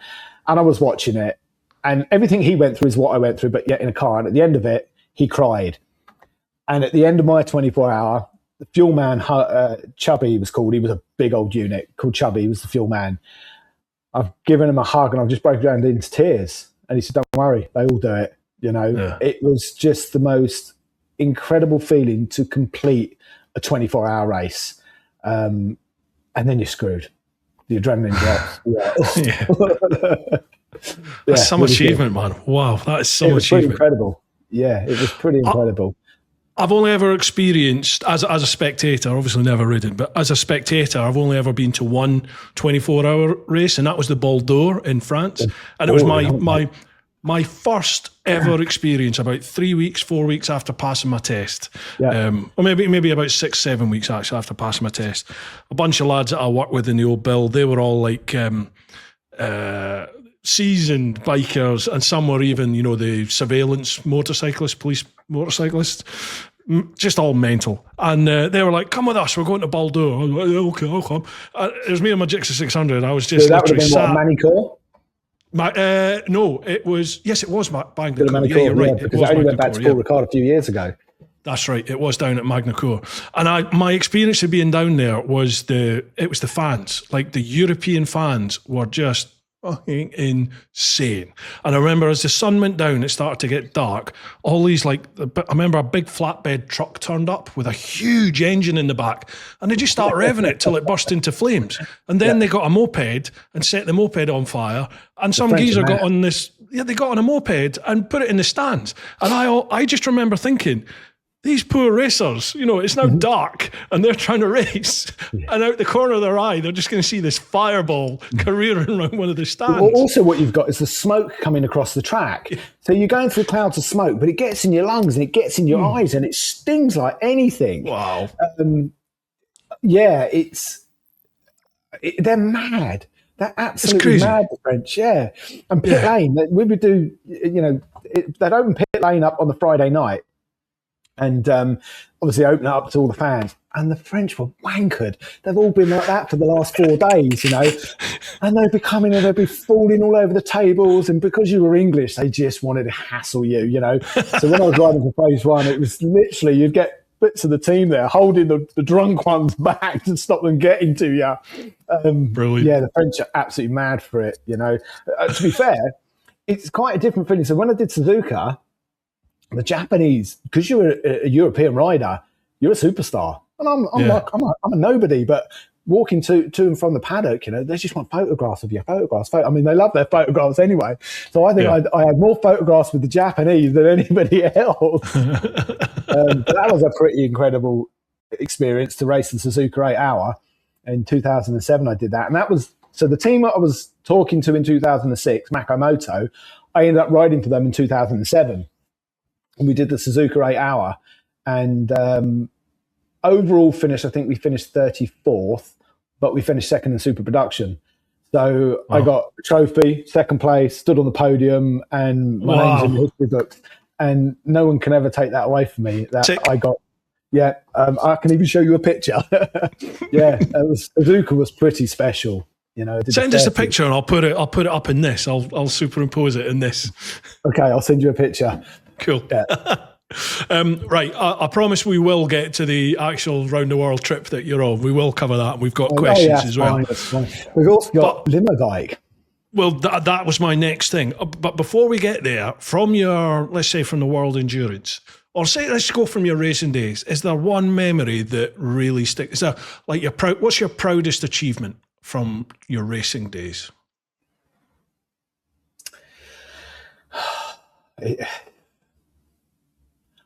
I think, I just think competing in it, it was pretty special, full stop. Second in super production at Suzuka was amazing, don't get me wrong. But I think finishing in the top 10 at Zolder in Belgium, finishing 11th in the Oschersleben 24 Hour, those are special, because to even finish a race is big. I mean, we finished 9th overall in 2006 in the World Championship. Wow. You know, I finished in the top 10, and I'm still technically a nobody. So just my year with Phase 1 was pretty special. I mean, the team were amazing. Russell Benny was a pain in the arse little pikey who didn't like spending money. Well, he was called the pikey by the whole paddock. It wasn't by me. It was by the paddock. You can't say pikey. It's caravan utilising nomadic traveller. That's what you call he it. was a pikey. You know, if this for example, we were meant to have a superbike engine at the short races. Okay, we'd done the Albacete 8 hour on a stock motor, and it was just like, why? Well, when we get to the blah blah, we'll give you a super. Anyway, we got to Zolder, and he'd given us a superbike engine. So instead of running like 185-ish, we were running now 200 brake horsepower. Thing was a missile. We had 2 bikes. So we had J1 and J2. J1 was the bike that all 3 of us loved. It just did everything we want. But J2 was a bitch. We couldn't get it to go around corners. It was horrible. Anyway, they put the superbike engine into J2. And we were like, so we went as fast on the stock engine. Bull. So we'd gone as fast on the stock engine in J1 as we had on the superbike engine on J2. And we all came back and said, we want that engine in that bike. Oh, no, the mechanics don't have time. I looked at Keith March, and he was the chief mechanic for us. I went, Keith, tonight, swap the motors. He's looked at Russell, and Russell gone. Next day, all 3 of us went 2 seconds faster. And it was like, 2 seconds? 2 seconds. And that's the thing. We were running a stock engine a lot of time. So in the big races, we had a completely stock motor, just a little bit of work. And in the short races, we had what we called a mild tune, 15, 20 horsepower more. But all of a sudden, we now finished 8th in that race. So if you think about it, you got Sert Suzuki, the factory team, on a full works bike, and we were running on a stock engine on a super bike. And it's just like, you can't compete. All of a sudden, you give us more power, and sometimes more power isn't the answer. But in this case, it was. We knew we could ride. We just didn't have the tools. So 2006 was incredible because also we were supported by Dunlop because of the senior team, which was Damian Cudlin, Warwick Nolan, and Krista Minnan. The whole team got special tyres from Dunlop. And we were getting the tyres coming down from MotoGP that James Ellison was testing. So we were then running the 130. By the time we got to the Bol d'Or at the end of the year, we ran the 130, which was a real bitch to turn, but mid-corner grip. And the angles of lean you could get on this thing were just phenomenal. And then when I went 2007 to a privateer team, we got old tyres. We got a bike that was meant to be good. I just couldn't get the thing to work for me. So yeah. I went off a bit on that one. 2006, riding for Phase 1 was special. British team, British rider. It was special the whole year. Living the dream. Absolutely living the dream. But now, what are we now? That was 20 years ago. I'm old. 20 years ago. Yeah. Isn't it incredible? Like, I still think of the millennium to me is just like, that's 10, 15 years ago. No, 26 years ago. How the hell has that happened? Yeah. It's incredible. God, my son will be 30 next year. Cool. How old are you? What? 49. How old are you? 49. Yeah. Oh, to be 49 again. Oh, it's incredible, isn't it? In fact, hang on. Yeah, 97. So yeah, he'll be 30 next year. That's ridiculous. That's absolutely ridiculous. Now you feel old, didn't you? You'll always look through the eyes of an 18-year-old, though. That thing that absolutely, yeah. It's the thing you said it. You said it in some of the podcasts I've listened to with you, and you said it in this one at the start. It's you had that realization where, all right, I'm at that point. I'm at the halfway point here. It's like, right, we got to crack on with things. Yeah, I really feel that. I really feel that for sure. Right. Anyway, so before we get to the world trip. LimoBikes, Virgin LimoBikes. So you're doing that the whole time you were doing your racing, world endurance, everything like that? You were doing the LimoBikes. Yeah, so in 99, so let's go back to 97. The guy I rammed into the back of because someone hit the back of me at Brands was a guy called Reese Banzai Boyd. So Reese Boyd, who was a rather fast Northern Irishman from Bangor. And we became friends. So I was in Chancery Lane delivering to the law courts, the solicitors and everything down there. And there's this grey-haired Irishman on a C90. And he went, "You race motorbikes, don't you?" And I'm looking at him thinking, "Yeah." And he went, "You were racing at Thruxton at the weekend, weren't you?" I'm like, "Yeah." I'm thinking, how the fuck did you know that? Yeah. And then he says, "You race CB500s, didn't you?" I'm like, "Yeah." He went, "I finished 2 places in front of you." So that was how I met him. Even though I'd rammed him, this is the first time I actually properly met him. Anyway, so we became friends over the next couple of years. And he was literally just starting at Virgin LimoBike. And back then, there was only 5 riders. And I thought, I want to do that. I was 24, something like that.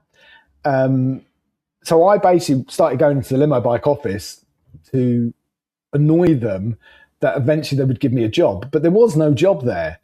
But for the next 18 months, I just kept going in. And eventually one rider was going to go on holiday. So I was like, "Ooh." And I managed to get myself in for a week's work as a cover rider. I'd gone out and done my advanced bike test and all that to get to that point. And anyway, kind of sidetrack there. It turned out that Reese also had worked at the same bike school down in Merton that I worked at, because I went to be a CBT and Part 1 instructor, which I hated. I did for 3 weeks and quit. So anyway, I got to know them. Eventually, I got a week's work out of them. Then I got another week's work. And then I went in for a week, which turned into 3 months. So over the next 18 months, I probably did about 5 months of work for them.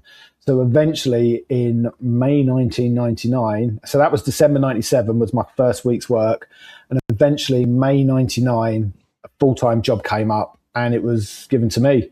And that's how I managed to get into LimoBike. And back then we were called Virgin LimoBike. So LimoBike was initially set up to service Virgin Atlantic's upper class passengers. So in the price of your ticket, you got a transfer to and from the airport. So you could either take the train or you could take, a chauffeur-driven car. But then there was LimoBike, or you could get on the back of a bike. And that's how it kind of started. But we were doing a lot of corporate work, lots of stuff with, Virgin because of the V festivals, running bands around. We did a lot of stuff with mega stores, lots of TV stuff. We did so many amazing fun things because we were part of Virgin Group. Launches, models on the back, you name it, we did it. All the big bands, S Club, Steps, Boyzone, Black Eyed Peas. I don't know. There's dozens and dozens. I could, if I sat down and wrote them down, loads of them. And that basically went on for 14 years as Virgin. And then I think we'd grown to about 7 or 8 of us at that time. And then the governor had enough. Virgin was changing. Virgin had to become an adult company now. It could no longer be this teenager. It was growing and growing. So we were getting a lot of people taking on the role of managing directors of LimoBike as a kind of training ground. And they kept trying to change the way LimoBike worked. And it was never going to work. So eventually the governor was like, did a deal with Virgin to take it away. We dropped the Virgin name. It's now just called LimoBike. So I went from being employed with a salary and a pension and sick care and all that fun stuff to I'm now a self-employed rider. Which in some ways was better because I earned a lot more money. Because now instead of being lazy bastards going, I'm just going to sit here and have fun and be paid, it's like you're hunting for work. Exactly. And I did all right, I did all right. And that was until I quit 2 years ago. 2 years ago, yeah. So I quit in May and I worked there full-time 25 years and almost 27 since I started part-time. And I've met the most amazing clients throughout my time, people like Steer McKellen, Bob Geldof, Bear Grylls. In fact, you look at my Instagram, people like Bear Grylls follow me. They're the clients, Ben Fogle, all of these people you see on TV are the people that would be on the back of our bikes with us. I had so many amazing memories. Mate, I can't wait. I cannot wait to listen to your book. You're not the first person who said that. You've got to do a book, man. You've got to do a book. I mean, irrespective of this incredible journey, which we'll get onto next, but irrespective of that, your life story so far, geez, I mean, there's a book there. Yeah, so the editor, well, she's not at HarperCollins anymore, but she was one of the chief editors at HarperCollins. You know, because we're talking on the bike all the time with the intercoms. It was, she said to me, "You should write a book." I'm like, "No one wants to listen to my story. I'm a nobody." She went, "No, trust me, you've had an interesting life. You know, You need to do this." And I didn't really think too much about it. And then when I was preparing to do this journey, I was talking to clients of mine. They've all said to me, "Keep a journal. Let's do a book out of this. You know, you've done so much, and you're about to do the most amazing thing. We'll get a book. We'll get you a ghostwriter if necessary. I'll get you an editor." So I've got some good contacts. Maybe there is maybe an. Have you been doing a journal? Yeah, I have. You done a journal? Yeah, yeah. Nice one. I would say out of the 500 and however many days, I've probably done 450 days in the journal. Yeah. A mixture of things, not just what I've done, but how I'm feeling as well. That I think is the important bit. Is the inner journey. Which I'm sure we'll get to eventually. Well, let's move on to that then. Do you need a bathroom break or anything like that? No, I don't want to break the seal, but when I do break the seal, I'll be screwed. I know. Should I turn some lights on in here? Because it's getting a bit darker. Is that lighting all right? You know? Yeah, it's all right at the moment. Yeah, everything's good. Everything's fine. You look lovely, dear. You'll be fine. Oh, thank you. Got my best side here. Excellent. This is a bit of a new thing for this sort of, since this is like the third episode I've started doing this. I have a question which I pose to every guest now. And that question is, I describe Bru Time as a relaxed conversation podcast exploring what it really what it really means to live your life through honest conversations with people who choose more. When you hear that, what does choosing more mean to you? What does choosing more mean? Living my authentic life, living my dreams, pushing to get those, because I don't want to be a dreamer. I want to be a liver, you know? And for me, that's living more, is don't procrastinate, do it. Yeah. It's very easy to think of all the reasons why you can't do something, why you can't achieve your dream, why you can't do your trip, why you can't get that job, why you can't, I don't know, whatever it is. The thing is, you might fail, but at least you've tried. Yeah. If you haven't tried, you haven't failed. There's the old, it's like, you know, all this motivational bollocks you get on social media, don't you? And it's like the questions you ask billionaires, and, you know, what's your one lesson in life or something like that? And they turn around and go, it's like, never give up. It's just never give up. I failed 999,000 times. And then that one time you can succeed. Yeah. I'm still waiting to make that money. Fuck. Yeah, well, I know I've sort of given up on that, but you're totally right. You live your life, isn't it? It's just live your life. And that's the thing. You can only live your life and not other people's lives. And I think the problem is too many people look at other people and go, I want to be that, I want to do that. Yeah. What do you want to do for yourself? Because this is what I mean about being your authentic self. Don't try and be someone else. You can only be you, and that's it. You know, I'm me. Yeah, they use others as the benchmark, don't they? And or some people use others as benchmarks in order to value their life. That's not what you. By all means, use people as inspiration for sure. Definitely. Yeah, as you say, everyone's different, isn't it? Everyone's got different. Everyone's got different skills. Everyone's got different strengths, weaknesses, drives in life for sure. You just got to figure out yours, haven't you? Yeah, totally. Right, let's get to the meaningful stuff, and that'll bring us into the world trip. So we'll head across to the clan over on Patreon. So that's patreon.com/teapot1. First one, Andy. Evening to you both. Bruce, if I may, can I say that Damian's openness about his struggles with spinal cord compression touched me personally as a fellow sufferer, his C6 and C7, and while now post-op fusion, the 3.5 years I was dealing with the pain and the impact of the painkillers was probably the biggest personal challenge I've had. Anyway, back to questions. First question for Damian. In an imaginary world where you had a solid gold sponsorship, how far do you think you would have gone in your racing career? Oh, I've been world champion without a doubt. I don't know if you can ever really answer that. In a fantasy world, of course, but there's so many things that go to just getting you on that track, and there's so many things that go, if you know, behind the scenes to get you to where you need to be to even be competitive.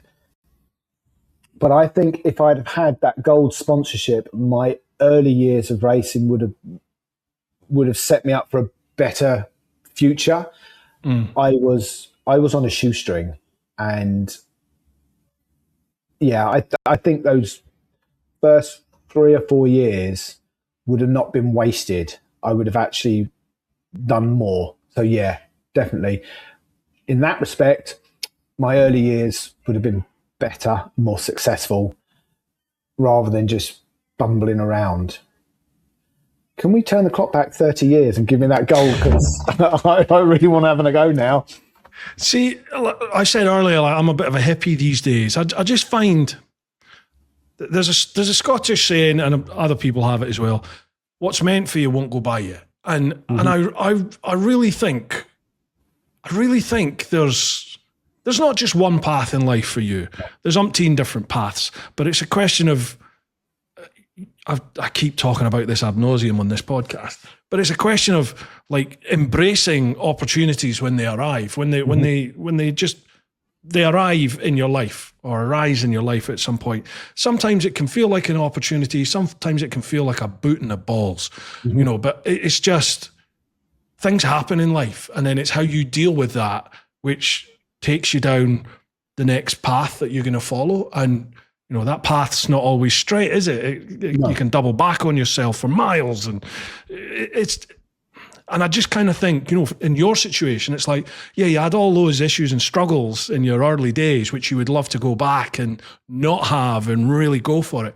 But those early struggles, that path that you were on took you to World Endurance, and it took you to Le Mans. Yeah, so if I'd had a much more successful racing career, then maybe I'd have never even worked at LimoBike and met the people I've met there. That have then opened up doors in other areas of my life, and I wouldn't be who I am now.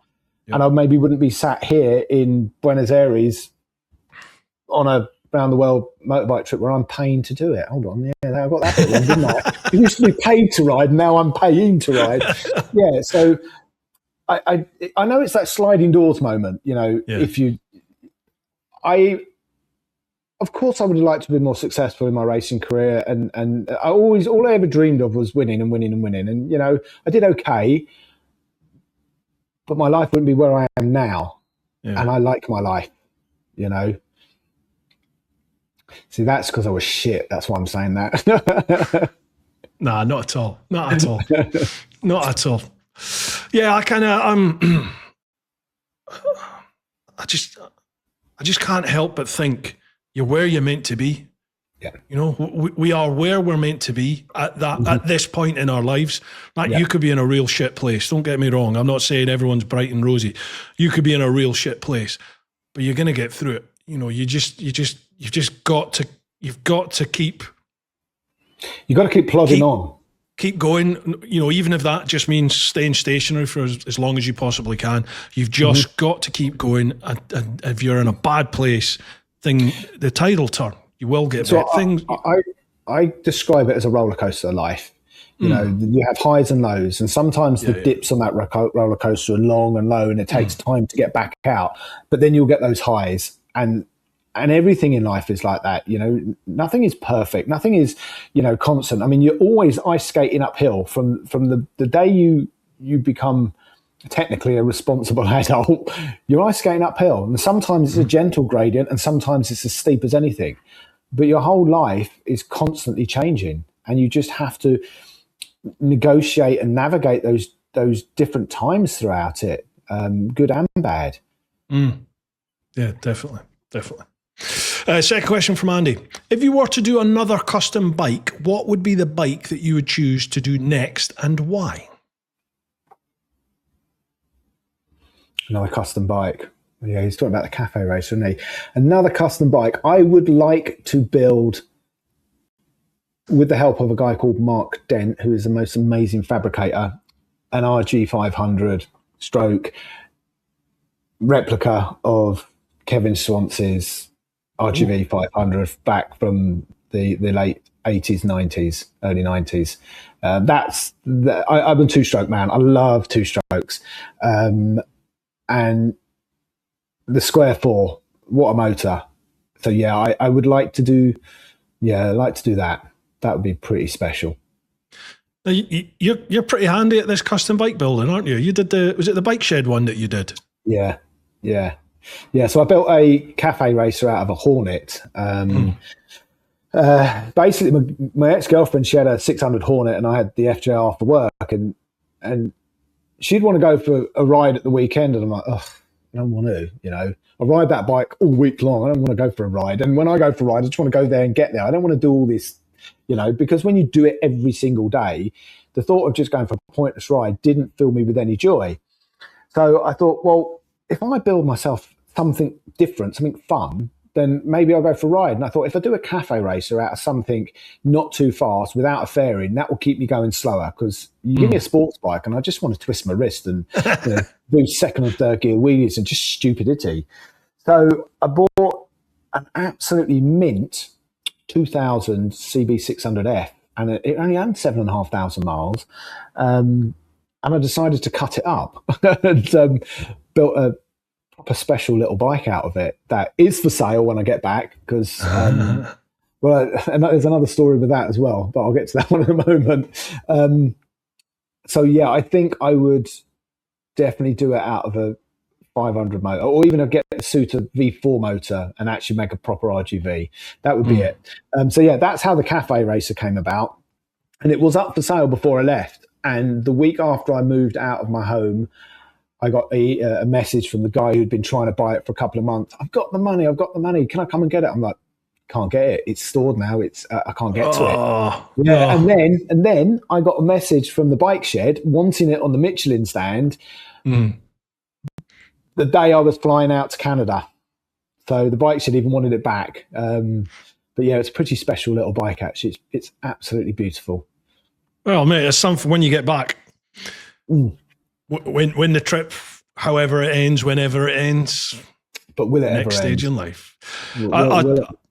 I tell you what, I tell you what, like, as a word of warning for you, if you ever do decide that that's the end of the trip and you're home, no one ever spoke to me about the post-trip blues until after, until like once I was going through it. Other travelers that I met, when you do like the overland event and all those different things, no doubt you'll do ABR as a speaker. It's once you get there, people start going, oh yeah, it's tough, isn't it, when you get back? No one spoke to me about that beforehand. And that was one of the toughest times of my whole journey, was coming home and then just, settling back into that old life. That was really hard for me. I'm very conscious of that. As you know, leaving is really, really hard. But now returning scares me more. Yeah. Yeah. That's the only thing that it scares me. Yeah, it scares me. And you will understand it. And that's the thing. I've spoken to many overlanders or many long-term travelers that only travelers understand it because you've experienced it. You can try and explain to someone the thoughts and the feelings and the stuff that we go through, but no one really understands it because they don't have a concept. And I never understood that until I started this. Even though I would lap up the stories from my mate and all the things, I never understood the emotions of what he did and what you did, because, you rode around the world, didn't you?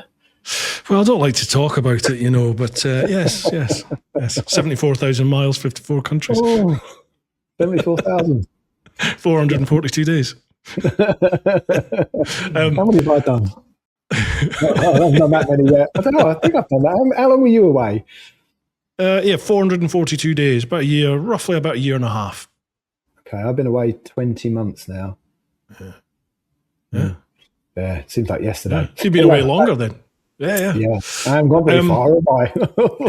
Mate, you have, Christ. I've done 15 countries. I've done nothing. Yeah, but you've properly explored a lot of the places that you've been in. I always say I hate to have regrets, but it is something I look back and go, you dick, why did you do that? And that once I got to Santiago, I was running out of money anyway, and kind of time. I had a few things that I had to be in certain places for. And I just put my head down, arse up, and I bombed up the Pan America. So I bombed up through Chile. I didn't get to Ushuaia. I always wanted to do Ushuaia, but I thought I didn't have enough time. Well, but it's just that tick, isn't it? When you're on that global trip, it's like, you got to do top to bottom. So that was the plan. Didn't do it. And I just bombed my way up through Chile, Peru, Ecuador, into Colombia, all the way up through Central America, into the States. I spent a bit of time in the States. And I think that was just because I think by the time I was a little bit sort of, tired. What's the word? Yeah, I was kind of, I wanted a bit of normality.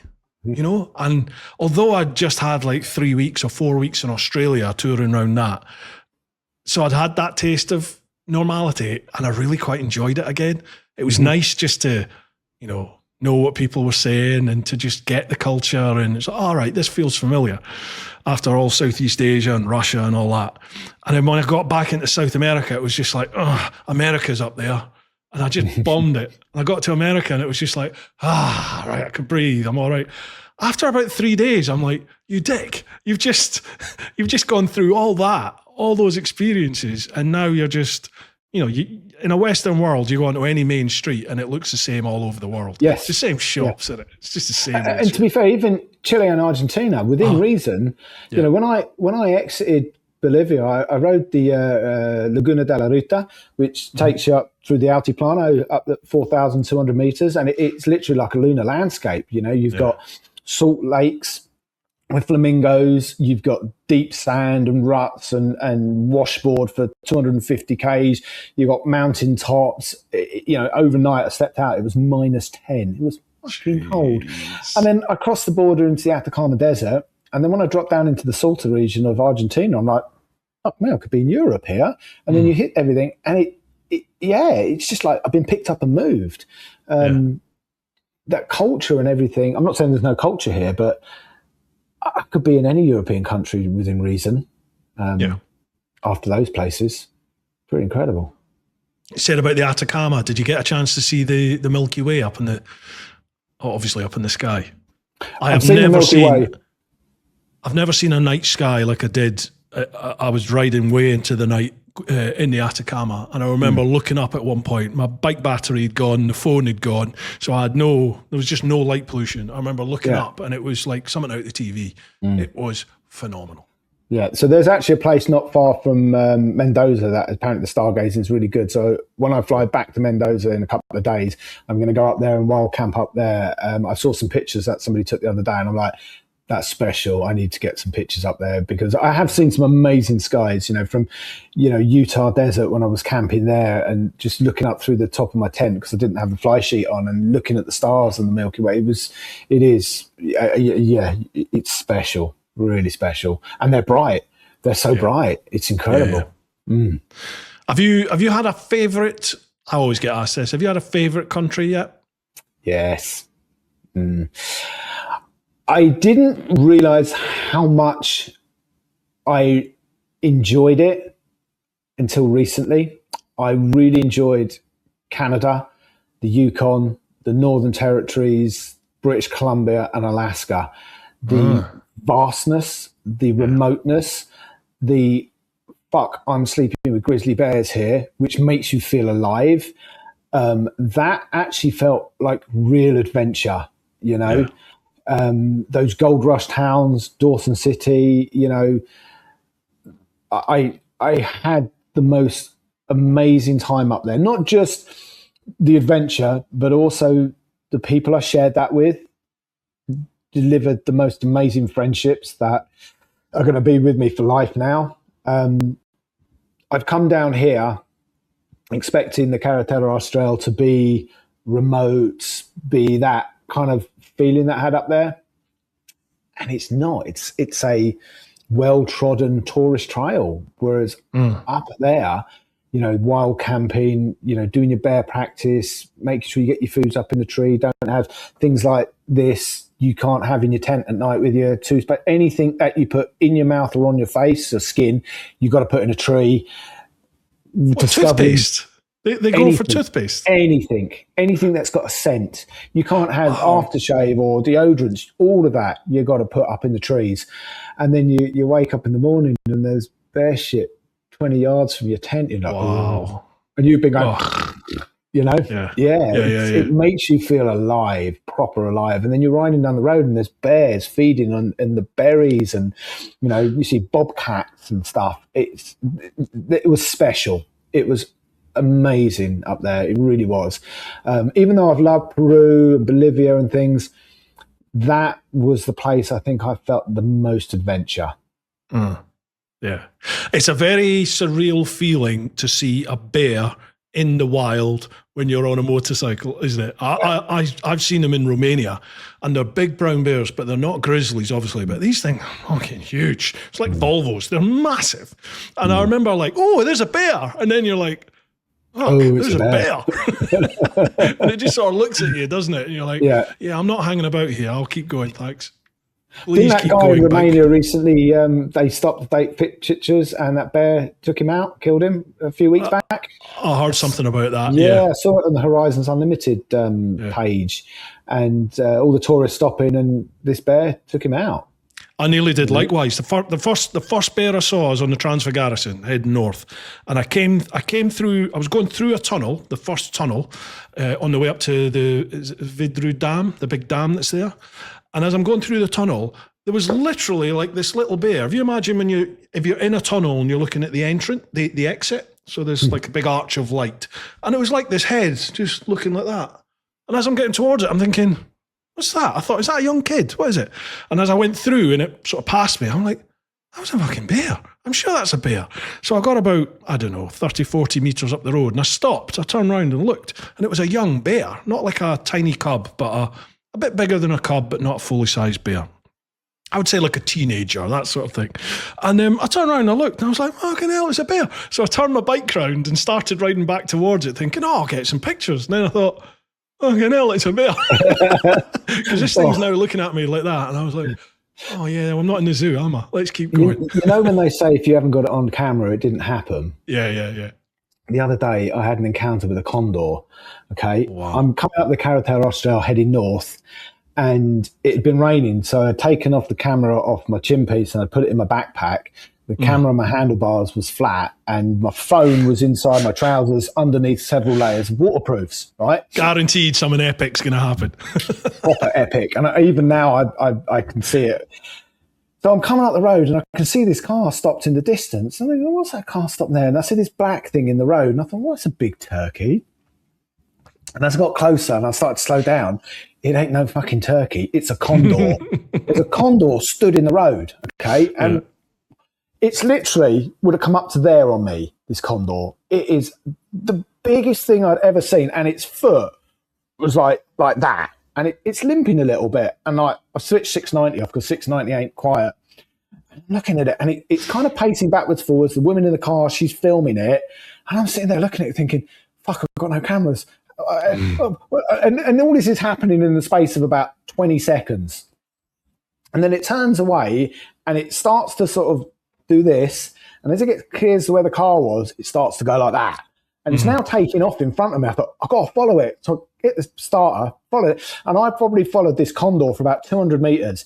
And it's literally 10 foot off the ground doing that. Its wingspan completely across the road, about 3 meters wide. And I'm riding behind it thinking, I've got no fucking cameras going. And it's just going, woof, woof. And then it starts to slow down and it's trying to land. And then I switched the motor off and it moved to the side and I rode past it. I'm thinking, did that really fucking happen? Yeah. I'd seen them up in the distance, but this thing was right in front of me. It was the biggest bird ever. Unbelievable. But I didn't even have a camera rolling. Always the way, man. Always the way. Yeah. I got charged by a moose in Finland. I can't remember if I've got footage of it just before it charged or not. I remember I came around the corner and down the road, like a couple hundred meters down the road, I saw 2 moose at the side of the road. And I'm like, fucking hell, I've been trying to see moose, and I'd seen one like earlier on coming up through Norway, way out in the fields. But this was just in front of me, just down the road. So I was like, oh wow, it's a moose. So I stopped the bike, went in my tank bag, got my phone out, and this was 2012, 2013. So the cameras were still like cheese, but they were okay. I remember I brought my phone up like that to look through the screen at what I'm away to film. And as I did that, I looked, this moose is now sprinting towards me. And I was like, oh, but I can't remember if I got I hit record before I dropped the phone. And then I just turned the bike on, pulled the clutch in, gave it an almighty like that. And it just sort of stopped and looked at me and then took his missus and buggered off into the woods. Yeah, see, there's another. I was in Arkansas in the mountains there, and there's these big gravel tracks. I was on 690, and I got an Acropovic pipe on it, so it's not quiet. And I'm giving it this. I'm having some fun. I came round this corner, and I saw this thing disappear into the bushes, but all I caught was this long tail with a black tip. And I'm like, was that a big cat? I'm thinking, Nah, it couldn't have been. Anyway, got down to this camp area and I'm talking to this woman there and I said, oh, blah, blah, blah. She said, oh, yeah, they're quite elusive. They have been seen around here. And I'm thinking, fucking hell. And I was going to look for a wild camp spot around that area. I'm thinking, fucking hell, that was a big cat. Was that mountain lion? Film. I think so. I only saw its arse end disappearing into the bushes, but it was this long tail with a black tip. And that was because I thought, that's an odd looking deer. Obviously, it heard me coming, and that's why it darted off. If I'd have been on, I don't know, something with a quiet pipe, I would have probably seen more of it. But I can't be 100% sure. But then when she said, yeah, they've been seen around here, then I was like, ooh. Wow. I'm not the top of the food chain. No. That is real humbling, that, isn't it? Oh, real yeah. humbling. And our first bear encounter, I was riding with Charlie. We were coming down the Appalachian Mountains, and we were coming down towards Gettysburg. And I've got this in one of my videos. People can see it. And I've been looking for a wild camp spot. I came around this corner and there's a ranger there with a bear trap on the back of his 4x4. Do you remember what the ranger in Yogi Bear was called? No, the ranger. Ranger Smith? Yes. Was it Ranger Smith? Was it Ranger Smith? Yeah. So this ranger's come walking over to me. His name tag, Smith. I was thinking... you can write a script for this one. Exactly. So anyway, I said, you got a bear in there? And he went, yeah, I'm about to let it out. And first thought was, fuck, I was about to camp here. Second thought was, I'm going to see a real bear. So then Charlie's come around the corner and now he's gone, yeah, we're going to get the bear out. So he's like, stand around here. And he's opened the door and he's starting to pull this blue tarpaulin out. Anyway, he pulls it out the back and out stumbles this bear.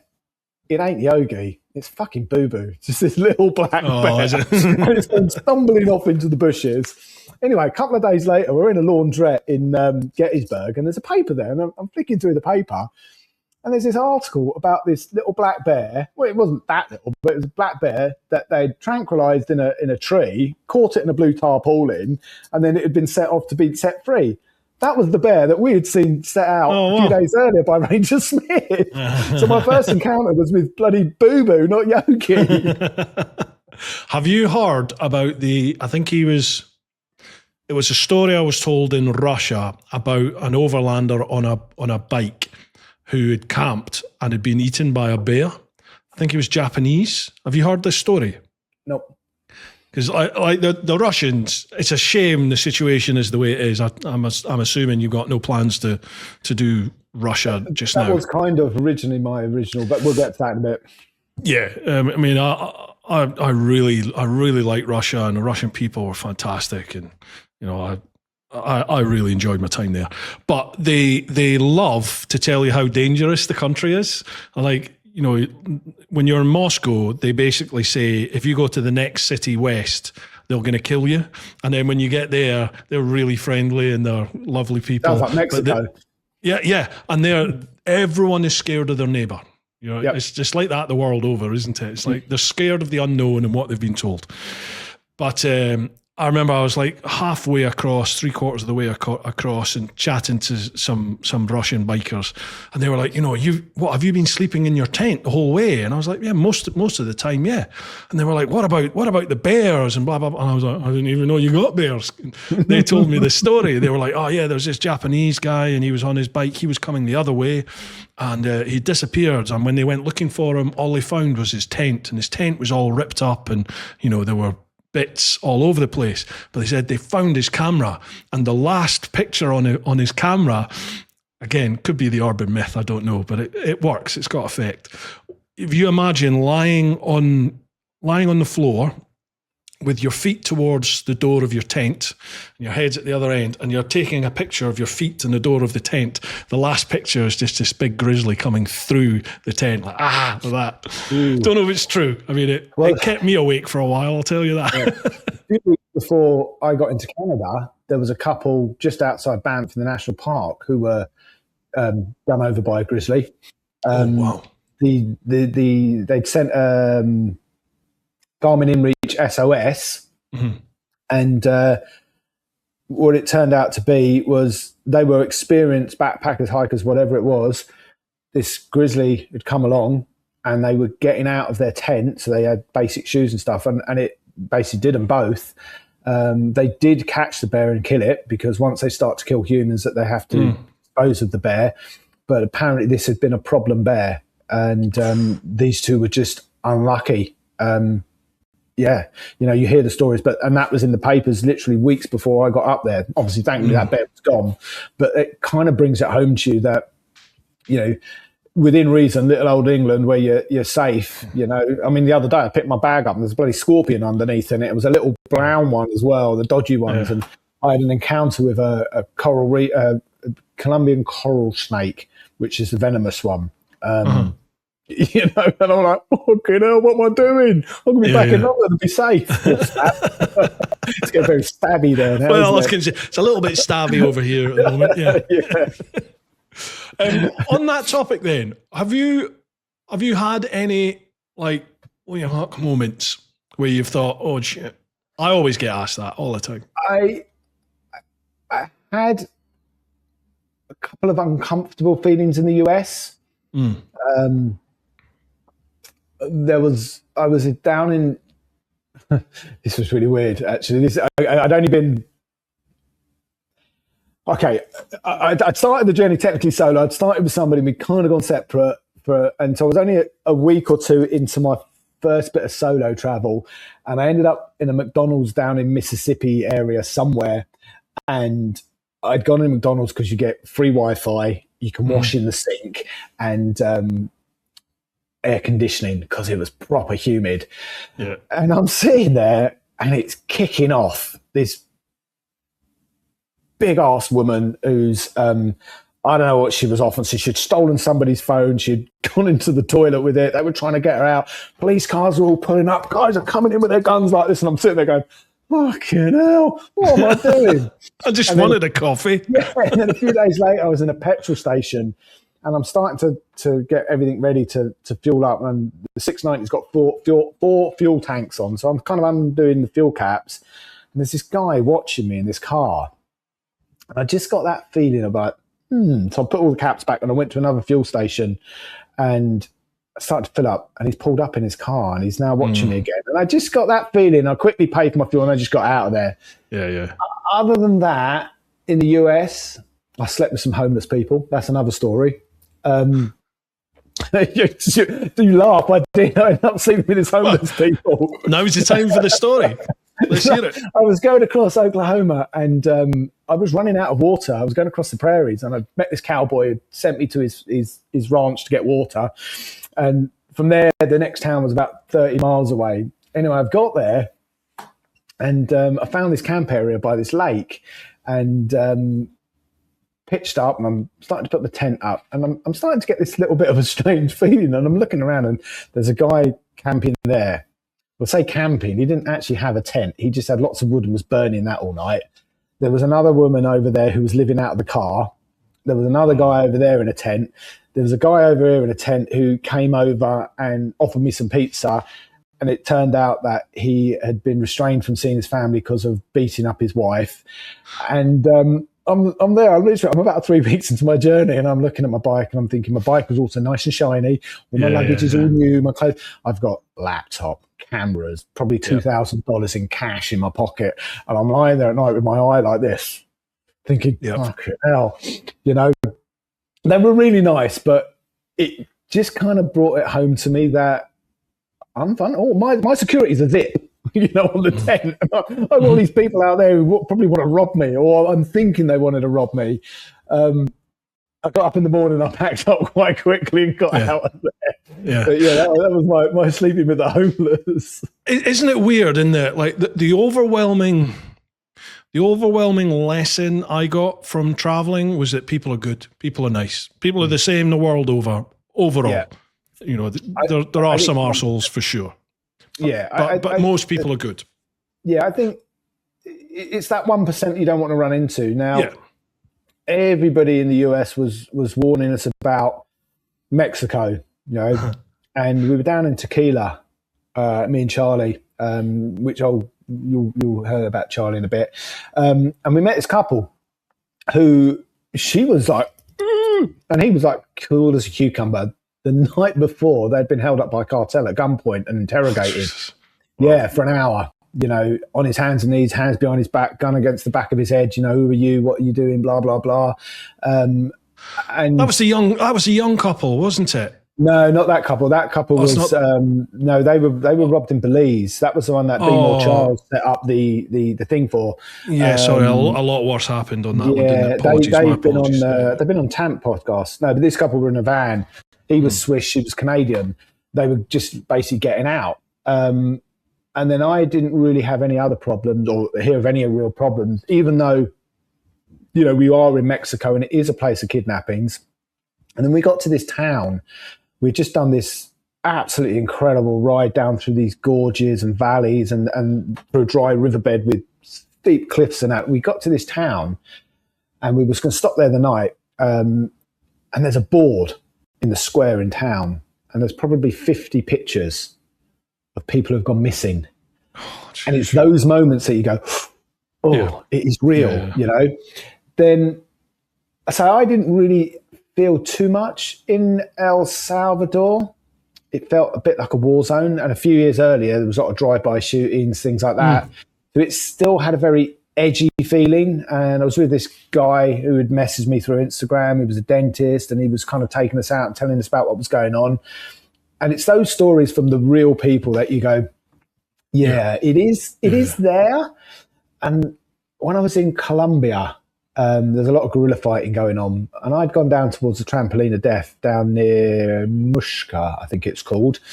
It's got a good name, isn't it? Trampoline of Death. Yeah. And I'd come into this town, and I'd just gone and got some food from the supermercado, and I walked back to my bike, and the heavens have opened, and I'd standing under this canopy, and I've got my helmet and everything on because I was about to get onto the bike, and all of a sudden there's this guy here, and I mean here, literally, I could feel him. I'm like, the fuck? So I've moved 10 yards away, and he's moved after me again. I thought, right, I'm getting out of here. So I've got my bike, I've left town, and I've come to this army checkpoint. And normally there's about, 5 or 6 of them. There was about 50 soldiers there. And at the time, I didn't really think too much of it. And then I'd headed across towards Pisco, I think it's called, not far from the border with Ecuador. The woman said to me, where have you just come from? I went, blah, blah, blah, blah. She went, was there many tourists there? And I'm like, no, actually, come to think of it, there wasn't. She said, yeah, there's been a lot of fighting down there with guerrillas. Apparently, there's lots of soldiers down there. And I'm like, oh, fuck, that's what they were all there for, you know? And it was me just going, no. Ignorance is bliss. Yeah. Completely ignorance. Hello. Because I'm coming so much going out. And she kind of, you know, and I don't read the news because I don't read Spanish. She's just like, blah, blah, blah, blah, blah. And then I left Ecuador. I left into Ecuador. Fuck me, all the bombs were going off in Cali, weren't they? And I'm like, I was up there a couple of days ago. So it's there, but I've been lucky. I've been okay. I'm still here, you know.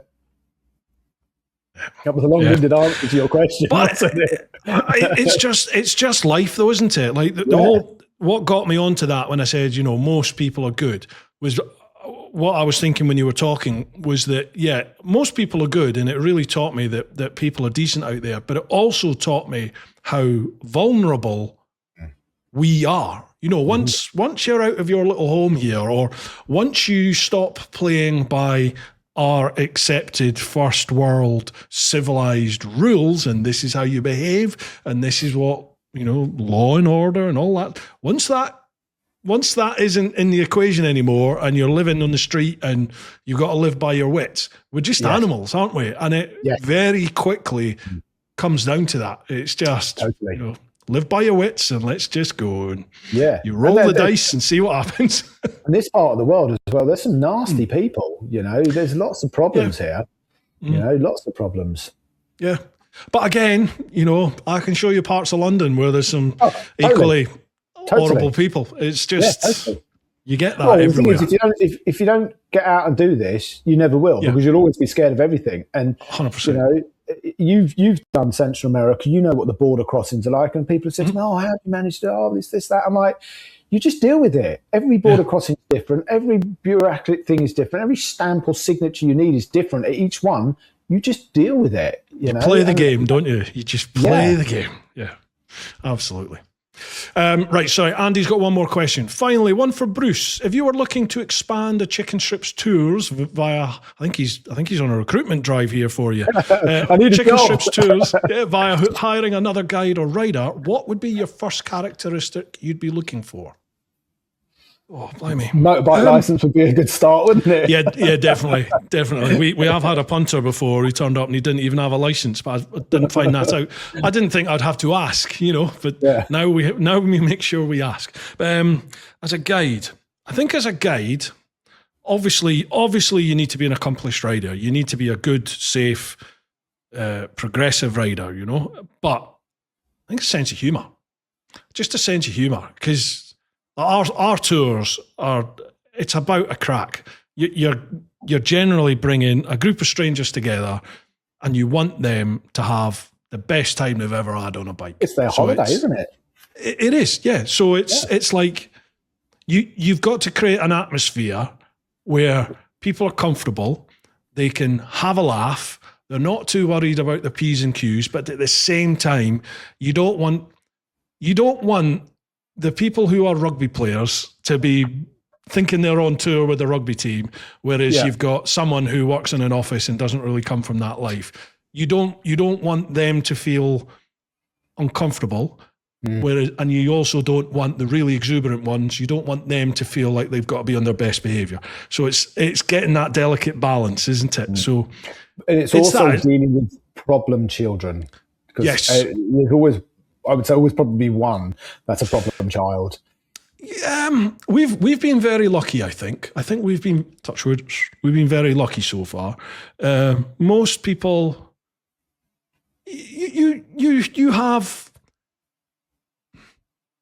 different types of people that come away with you. But generally, everyone's got on. Bar one, sadly, we had one tour where we ended up having a fatality, and can't really talk too much about it because that still has to go to court for the poor guy that's survived. But that was two lads that butted heads, and it was just, you know, red mist, right? Just two characters that did not mix, and red mist, and poor choices made. But anyway, but apart from that, I think as a guide, you need to be a very good reader of people and have a sense of humour. I think that's two key points you need there, for sure.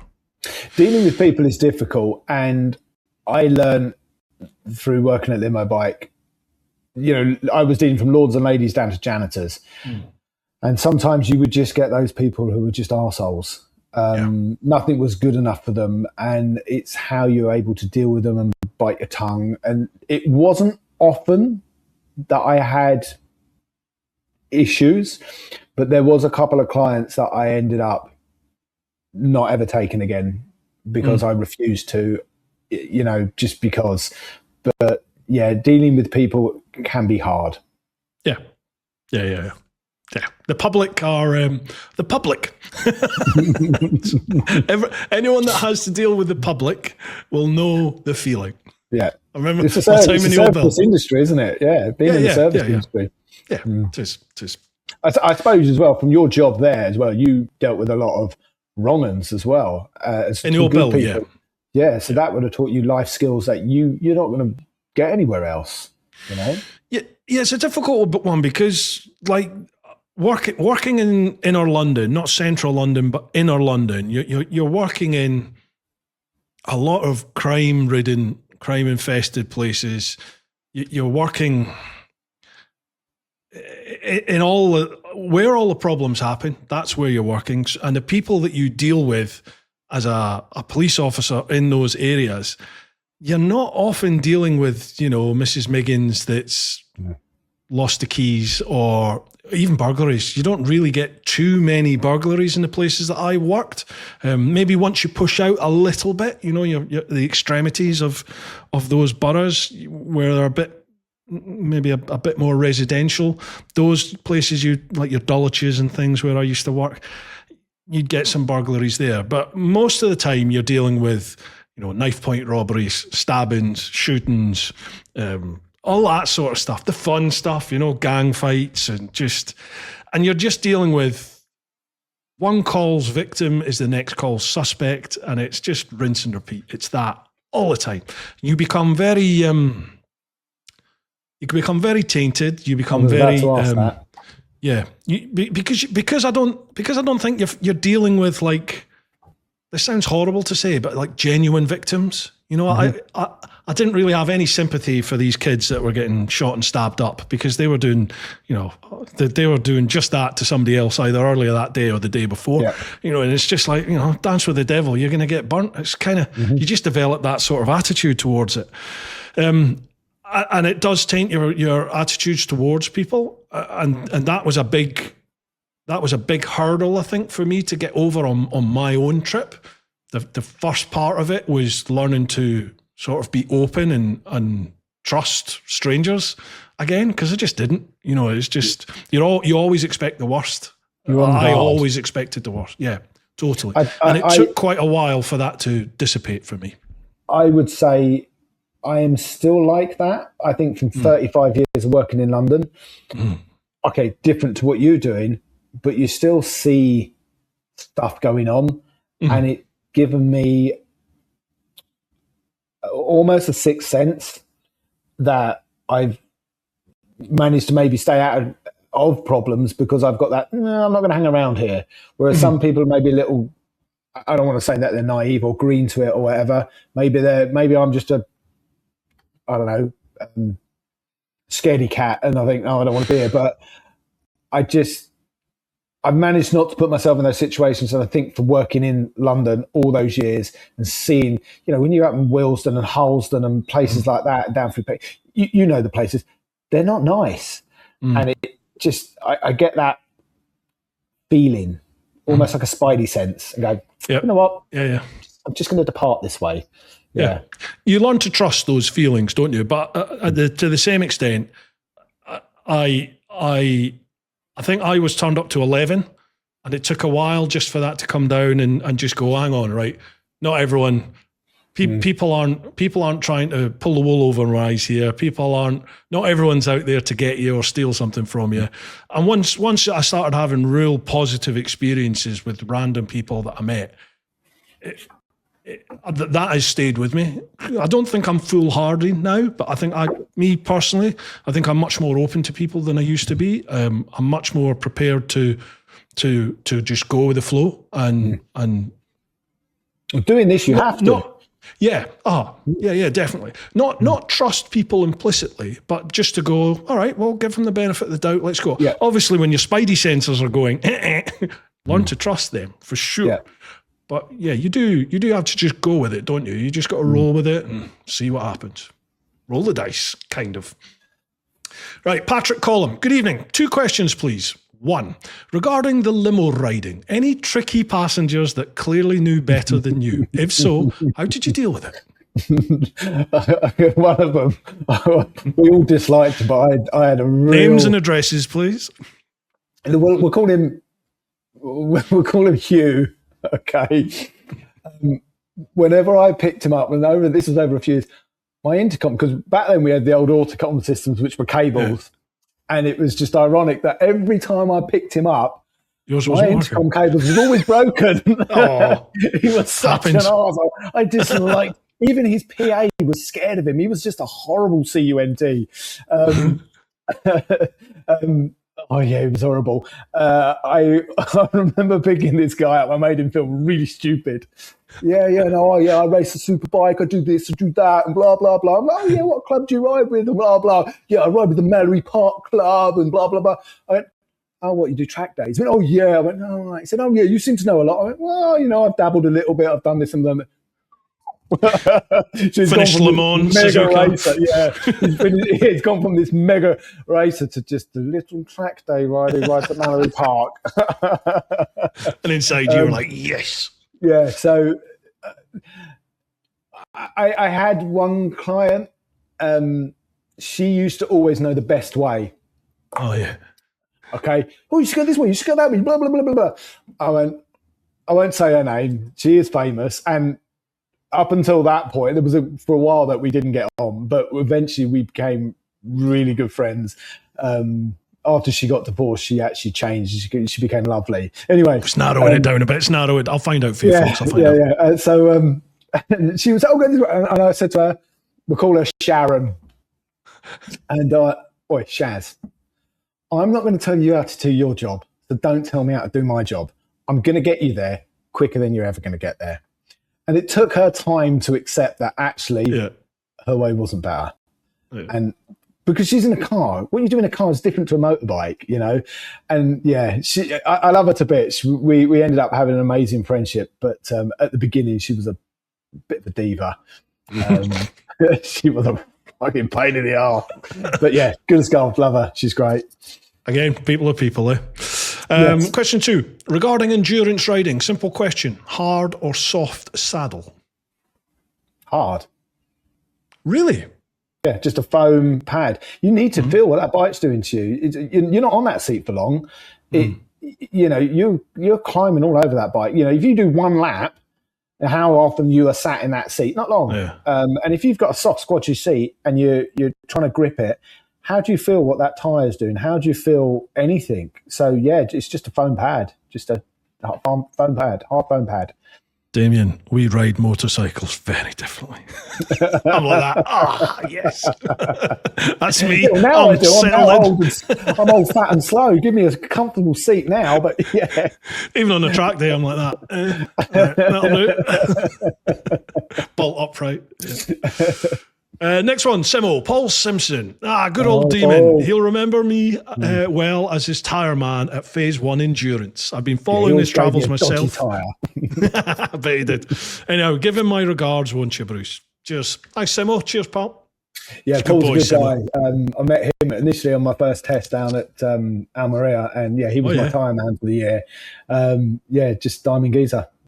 Ex-squaddy. Yeah, liked him. Nice guy. Lovely fella. Next one, Patrick Hennessy. Looking forward to this one. More world travel adventure stories. Question for Damian. Why did you choose the KTM instead of all the other available models and manufacturers? How many people have asked me that? KTM, keep throwing money. Okay, so let's just wind the clock back to when my mate was doing those tours in Morocco. I wanted a bike, and this was his suggestion because I wasn't into dirt riding. I was a road rider, road racer, etc. I had ridden KTMs and Husqvarnas and things on a few dirt biking trips, but they weren't even on my radar. So anyway, he suggested that the 690, because I could do the distance, but at the same time I could ride it in technical riding, do green lane in the UK, because it's, light, 141 kilos dry. So that was how I ended up getting the bike. And then I wanted to put a few extras on because, the stock bike, not enough fuel range. So I added a tank, blah, blah, blah. And slowly I then started doing a bit of road book rallies and did some of the Sweet Lamb stuff. And I was originally going to try and do the Hellas rally. So this is why I ended up with the KTM. It wasn't that I chose it to do the round the world. So I built this travel bike to do the big trips to Morocco. So when I decided, fuck it, I'm quitting life and I'm going to go and do this, this was the bike I had in the garage. Yep. I would dearly love a T7, but there's two things that stop me. It's 200 kilos dry, or I think the early one's just, and I can't pick it up with my back. It's too much. And I built my 690 with all the extra fuel tanks, the tower, the shock, and everything I did to that. I built that for less than you could get a T7 for, even a second-hand T7. And then I'd have had to spend money on that. So that's why I ended up riding the 690. It's been an awesome bike. It is a great base, but I would like that twin-cylinder CP2 motor, which is Japanese. So it wasn't initially chosen for around the world. It just happened to be I had built a big travel bike. That's what I'm taking. So that's how I ended up with the 690. But it's good that you've done all those modifications to that bike. So you know that bike. You could see that when you had the starter issue. You're up a mountain in the middle of nowhere, taking the thing apart. I'd have been buggered. Like I was so lucky, even though it was a Gixxer, I didn't really have any mechanical issues other than flooding the engine doing water crossings. Exactly. It just did it. Everywhere, any weather, it did it from, 50 odd degrees in Australia to minus 30 odd in Canada. I hit that button and the thing just started. I was so lucky. I met this overlander from Singapore called Yang. Absolutely priceless guy. He's so funny. I love him to bits. And he's got no mechanical knowledge whatsoever. And if he ever got a problem, he goes, I want to buy. He's just mad. He basically rode it from Singapore, through Laos, through China, through the Stans, all the way up to Nordkap, down to Morocco, up to the UK, shipped it from there, across to, is it Anchorage he shipped it to? And then all the way down to Ushuaia. He's just shipped his bike back. He's now doing a bit of backpacking in Brazil before he goes back to Singapore. He done fuck all to that bike. He's never had the shims done. He's done a few oil changes, a couple of brake pads, cable ties everything back together where he's crashed it. And it just keeps going because it's Japanese. What an adventure. Wow. Oh, mate, he is hilarious as well. He is so much fun. We spent quite a bit of time traveling throughout this journey in different places, but yeah, what a journey he's done it. And he did it in 19 months, 20 months. Massive amount he's done. Incredible. I remember what amazed me. I mean, bear in mind, I was 212 to 214, so social media wasn't like it is now. Even YouTube wasn't like it is now. I think we had YouTube and we had Facebook. I don't think, was there Instagram? I certainly didn't have an Instagram then. I don't think Instagram was around then. Right. I might have had Twitter, or maybe had Twitter, possibly. But I just remember meeting quite a lot of people who were doing incredible journeys, but had no social media. They weren't documenting it at all. They were just living their adventure. And I remember thinking, Jesus, like I can't believe you're not telling people about what you're doing. This is amazing, but they just weren't. Whereas now, do you feel pressure now, like to document your trip, and not only document it, but I mean, document it at a high level? Like you and Charlie, you're both creating good content, high value content, not only on social media, but on YouTube as well. Yeah, I do, but that's my choice. It is a job. I've not done the social media to go, I want to be a YouTuber, I want to be an Instagram and make a load of money. Yeah. My reasons for doing it, the YouTube was more so I've got something to look back on as memories, and also to build a public profile for myself, because as I've mentioned before in the other podcasts, and I would like to get into public speaking and get into life after. Get into motivational speaking. And no, not to go, oh, you can do this, but more to help people have some drive to do something, to get themselves out of some dark places, to realize that, you don't have to give up your life to, and ride a motorbike around the world, but you can make changes in your life that can help with those stresses or whatever. I would like to get in something like that, not just in the bike world, but maybe into the corporate world. So for me, the social media was more to build something. So I've got a background so people can actually see, oh, this is what this person's done. It's not just a case of he's come along going, oh, blah, blah, blah. I've actually lived and done these things. So I can only talk from those experiences. So for me, that was what the social media was more about. It is a good tool. For me, it's not the be all and end all.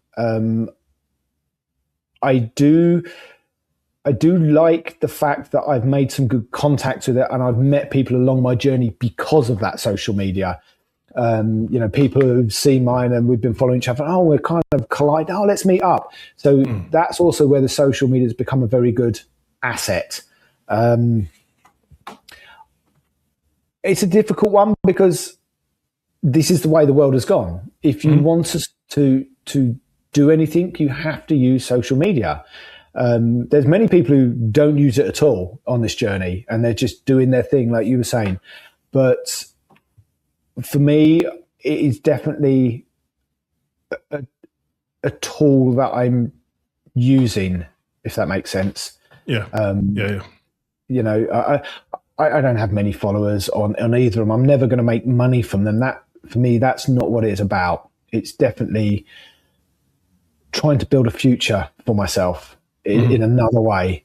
I do think I've got a lot to offer, and I think the experiences throughout my life, right from the early days before I started riding motorbikes through where I am now, I've kind of bumbled my way through with nobody to help me. It's all been self-driven, and that's why for me, that's what it is. It's a tool. So I'm going to go off on another tangent then. No, mate, feel free. It is a pressure. But it is, I think you've got to use it for the right reasons, and it's not about the dopamine fixes for me. Even though I've just had one post that actually has gone berserk, and I don't know why. It was my reaching Ushuaia. It's got like 3,500 likes now, 40,000 views. It's been reshared, and it's just me saying, I've reached the end of this. This is the changes. I don't know if you read the post, because I do try and write something with it. But that has just gone mental, and I picked up about 600 or 700 followers, and I'm like, fuck, it's just a few pages. Yeah, but it's you got to appreciate that Ushuaia is something which I would suggest most people recognize as being an achievement. So for overland travelers, I mean, that's a massive tick in the box. I am jealous because I didn't get there. I didn't do it, and I really want to. So, for me, it's motivation. I look at somebody like you that's done it, and it's like, fuck, they've done it. I've got to go and do that. I have to go and do that. And there's loads of other people out there who they either have heard of Ushuaia and they know it's an achievement to get there, or just looking at it, it's like, ooh, Ushuaia, what's that? And then it's the end of the world, that sort of stuff. So it's an instantly recognizable achievement to most people out there. Yeah. And they'll look at it and just go, well done, good on you. Everyone, even if they don't want to do a big trip, people recognize that that's an achievement and go, oh yeah. I suppose so. Yeah. It's an achievement, mate. You've achieved something that a lot of people haven't, and a lot of people want to. So well done, good on you. Thank you. You get. Mate, you rode all the way across to Russia and everything. I haven't done that. Yeah, you will, mate. You will. I'm jealous. You'll do it. No, I'm not jealous. I'm envious. Yeah. God, I'm just trying to sort this aircon out. 1 minute it's hot and it's cold. Yeah. Yeah, not jealous, envious. Envious is the word, isn't it? Yeah, because jealousy is an emotion that we all can have, but it's how we deal with that as an emotion, and it's definitely not jealousy. This is envy. That one day that'll be my journey. Yeah, you'll do it. You'll do it. Right, last one from the clan. Simon Lewis. How you doing, Simon? Smashing it with the guests, Bruce. Thank you very much. Cheers, pal. Question for Damian. You've ridden an amazing adventure down to Ushuaia, a bucket list for Bruce, I think. Yes, it is. You've seen some unbelievable vistas, met up with other great travellers en route, highs and lows. What's one moment that changed how you see life back home and life on the road, but never makes it to Instagram? Oh, mate. Can you read that question again? Yeah, he said, There's a lot there. You've seen some unbelievable vistas, met up with other great travellers en route. You've had highs and lows. What's one moment that's changed how you see life back home and life on the road, but never makes it to Instagram?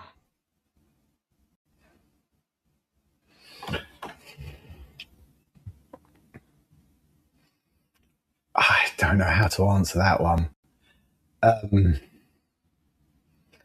It's definitely the inner journey more than the outer journey that changes those things. Yeah. Because the outer journey is a physical journey that you can see, you can document, people can, ride over, fly over, whatever it is, and go and see those same things. But it's the journey on a more spiritual, deeper level that changes not only your demeanor and the way you deal with things, but also how you feel. When I set off on this journey, I'd come from a high pressure job. People think riding around like, oh, what's that? I was on a high pressure, high stress. I've got somebody's life in my hands. They're sat on the back of my bike. I've got to get someone. It was all time. And then when you change and do this, you evolve with it as you change. And the Germans I was traveling, which when I refer to the Germans, it's Sven and Ellen, they're bike mittens. And you have to say it, the Germans. That's how you have to say it. She's actually as good as gold, right? So they didn't know the Faulty Tower scene when Basil Fawlty comes in and goes, "Don't mention the war." So I described this scene to them, right? And we met them at the Horizons Unlimited. We will come back to your thing in a moment, Simon. Yeah. The Horizons Unlimited meeting in the Cusp, and myself and Charlie, we'd spent 4 days with them, and we'd done nothing but laugh.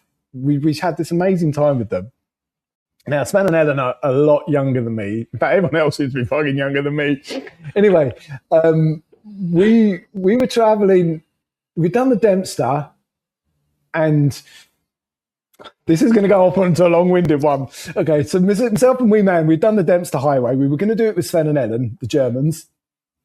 And Sven was Wee Man's Charlie, by the way, people. Charlie. Sorry, yeah, Charlie. Being on the podcast. Charlie. And they couldn't do the Dempster with us. So me and Charlie went off and we did it ourselves. And we were coming back down the Dempster. And coming towards me was a fucking Goldwing. Like, ooh, big ass thing, big blue thing. And just maybe a couple of kilometres behind them was a little Kawasaki 650. Ooh, going up the Dempster. And I said over the intercom, Charlie, fuck me, they're brave. Brave or stupid, I don't know which one. Yeah. It's all gravel, isn't it? It's a mixture of gravel, hard pack, calcium chloride, which when it gets wet and dries, it goes rock hard to stick the gravel together. So you have multiple changing terrain throughout it, from deep gravel to nothing. And the bit that's actually the most grippy is the shiny bit in the middle. Everything else is lethal. Stick on the shiny bit, which your brain says, oh, no, don't do that. That's actually the grip. Anyway, we're back in Dawson City, and I met up with this English guy that I met in the UK. He had seen my socials. He said, are you in Dawson City? I said, yeah, blah, blah. He said, I'm going to be there. I'm just coming over the top of the World Highway. So I'd met up with this guy that I'd met in the UK just the once. We'd gone out trail riding. I took him up this chalky slope. He crashed and then went home crying like a baby. Bless you, John. And he thought, oh, it's too much for me. Anyway, so we'd met up there and we're sitting having a coffee. And what pulls up? This fucking Goldwing and this little Kawasaki. They're on road tyres. So before we'd done the Dempster, everyone had been telling us, oh, it's dangerous. Oh, it's this. Oh, you're going to deal with that. So, of course, when I set off on the Dempster, you know, myself and Charlie, we got to the bottom of the Dempster where the fuel station was, and we were looking at it just to see where we were going to get fuel in the morning before we went up there. And these two guys had come down it covered in dust. And going, oh yeah, you need to set off now before it gets, you know, before the, now it's late, all the trucks aren't driving. That's the best time because of the dust and that. And we kind of looked at each other, and then the guy looked at my tyre and went, oh, you're going to have problems with that. And I'm like, oh God. So I've got it in my head that this is going to be the most horrendous journey. Mm-hmm. We've gone into town, stocked up on some supplies, and set off on the Dempster at 6:30 at night. Stupid idiot. Well, to be fair, it's only dark for about an hour at night. So that was the deal. It was like, fuck it, let's just ride it. I mean, the Dempster's another story anyway. No, we'd seen these two bikes. Of course, them doing it on road bikes on a Goldwing and this little sports bike. Like, fucking idiots. So they pulled up there. And I'm like, John, I've just seen these guys. Anyway, the guy gets off. There's this big Texan guy called Adam, and with a Texan accent. And this girl, Roselaire, from Quebec, I'm sure that's how we pronounce it. She's got green hair and tattoos and piercings and everything. She looks like this wild beast, but she's the most amazing woman. And so what was the question? I can't remember where it was going. So life on the road. Change you. So it changed you.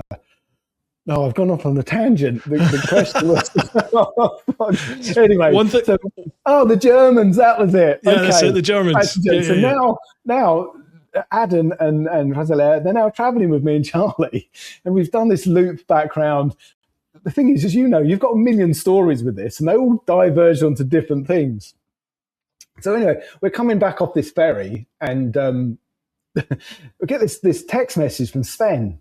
Where are you? We're just coming to Toke. I'm like, fuck me, we're just got a ferry at Valdez. We'll be there like in an hour and a bit. So we ride up there, we meet the Germans. I'm doing a piece to camera. And I thought, oh yeah, and the Germans are with us. And you see Sven and Ellen and all that come up behind me. And she disappears out of shot. She pops her head in and goes, don't mention the war.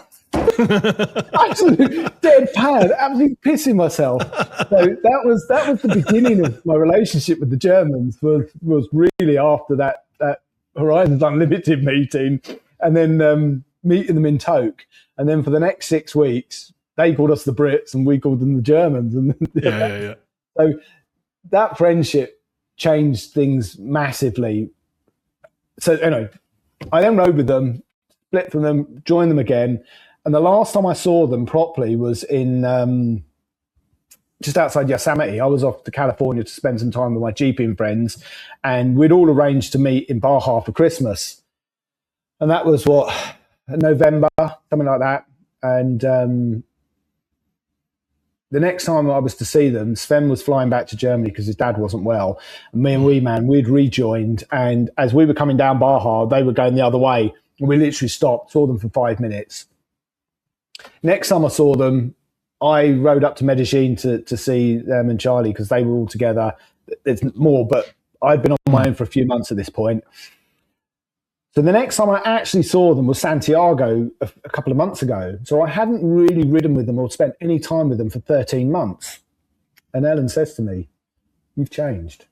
I'm like, excuse me? I know I've got fatter, but, you're a lot more easygoing. You're less stressed. You're more, just subdued. And these are those small, subtle changes that happen in the background through your experiences that I think are the things I would say have changed my views and things more for my future than any one thing I've seen or done. It's a slow, subconscious process. That makes sense? Yeah, 100%. What do you yourself what do you recognise as the biggest change in you? Oh, I'm not a light switch anymore. So before it'd be floom, I'd be angry.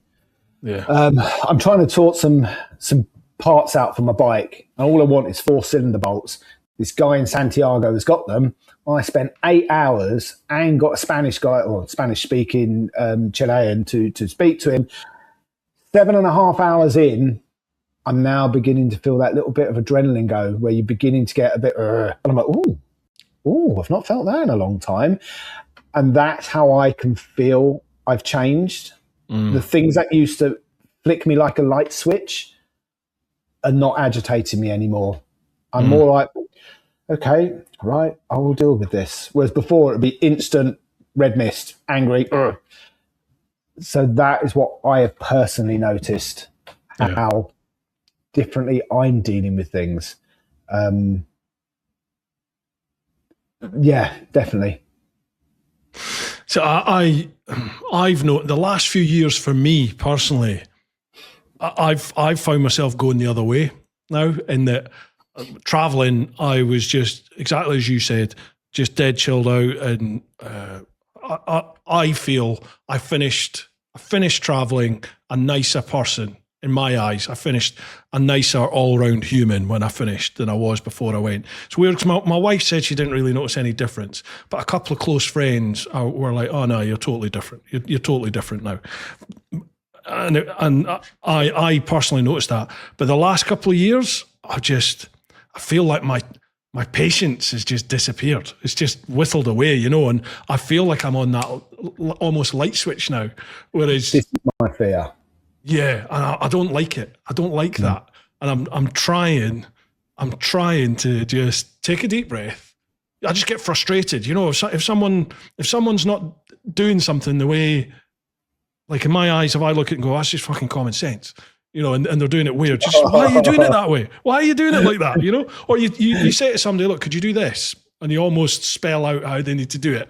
And then they just don't do it. That really annoys me, But I'm just Latin trying to... America, there's no such thing as common sense. Yes. You're and it's like, tranquilo. No common sense. Nothing. You look at it, don't even question it. Yeah, it's that Latino way of life. Spain's exactly that. Mañana, they're saying mañana. It's just people, isn't it? People are just like that. Yeah, for sure. I think the other thing that this journey's done for me, before I was left, I was in a relationship with a woman, which she was amazing, but I wasn't happy. And when I left, that was the last thing that I even was interested in. And I would say also the changes where I've put to rest lots of things that were a problem or were bothering me or whatever. I don't know what words to use for it. I've realized now I'm actually open to letting somebody in my life again. And this journey has done that for me, because I've been able to decompress, de-stress, deal with my demons, so to speak. As you know from doing this, you have a lot of alone time, not just while you're riding, but, like here in, Buenos Aires. I mean, other than the girlfriend I met last night, I'm on my own now for the next 5 days or something. I don't know when I'm going to be with other people. So you have time. You can't run from your problems. I think a lot of people said this to me before I went. They were like, if you're doing this trip to sort your life out and find the answer and all that, they were like, you won't. So you need to deal with the problems. Whatever it is that you're running away from is going to follow you, or it'll be right here waiting for you when you come back. And they said exactly that you have a lot of time to think about things. So use it, and that sort of stuck with me. Like, okay, you can't run away from your problems, whatever they are. You just deal with it. And it's a great time to deal with it, I think, when you're away. Depending. It's a good time for me. Have you spoken with Dylan Wickram, the guy who built this raft? What a story. So I was chatting with Dylan up at the Lightweight Adventurers Festival a couple of years back, and it was the year before I was leaving. And he said to me, "You're lost, aren't you?"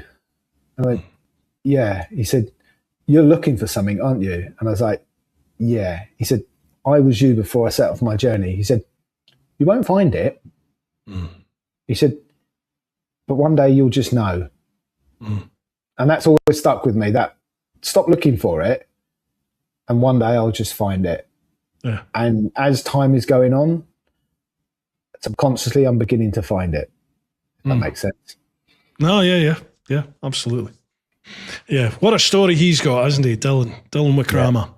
Yeah. Folks, if you've not match. listened to that episode, check it out. It's Dylan Wickrama. He's the guy that converted his GS into basically a raft to try and sail round the Darien Gap, and got saved by a podded dolphin. Yeah. Oh, wow. Just incredible. Yeah. And what a nice guy. What an absolute gem. And he's got, lovely fella.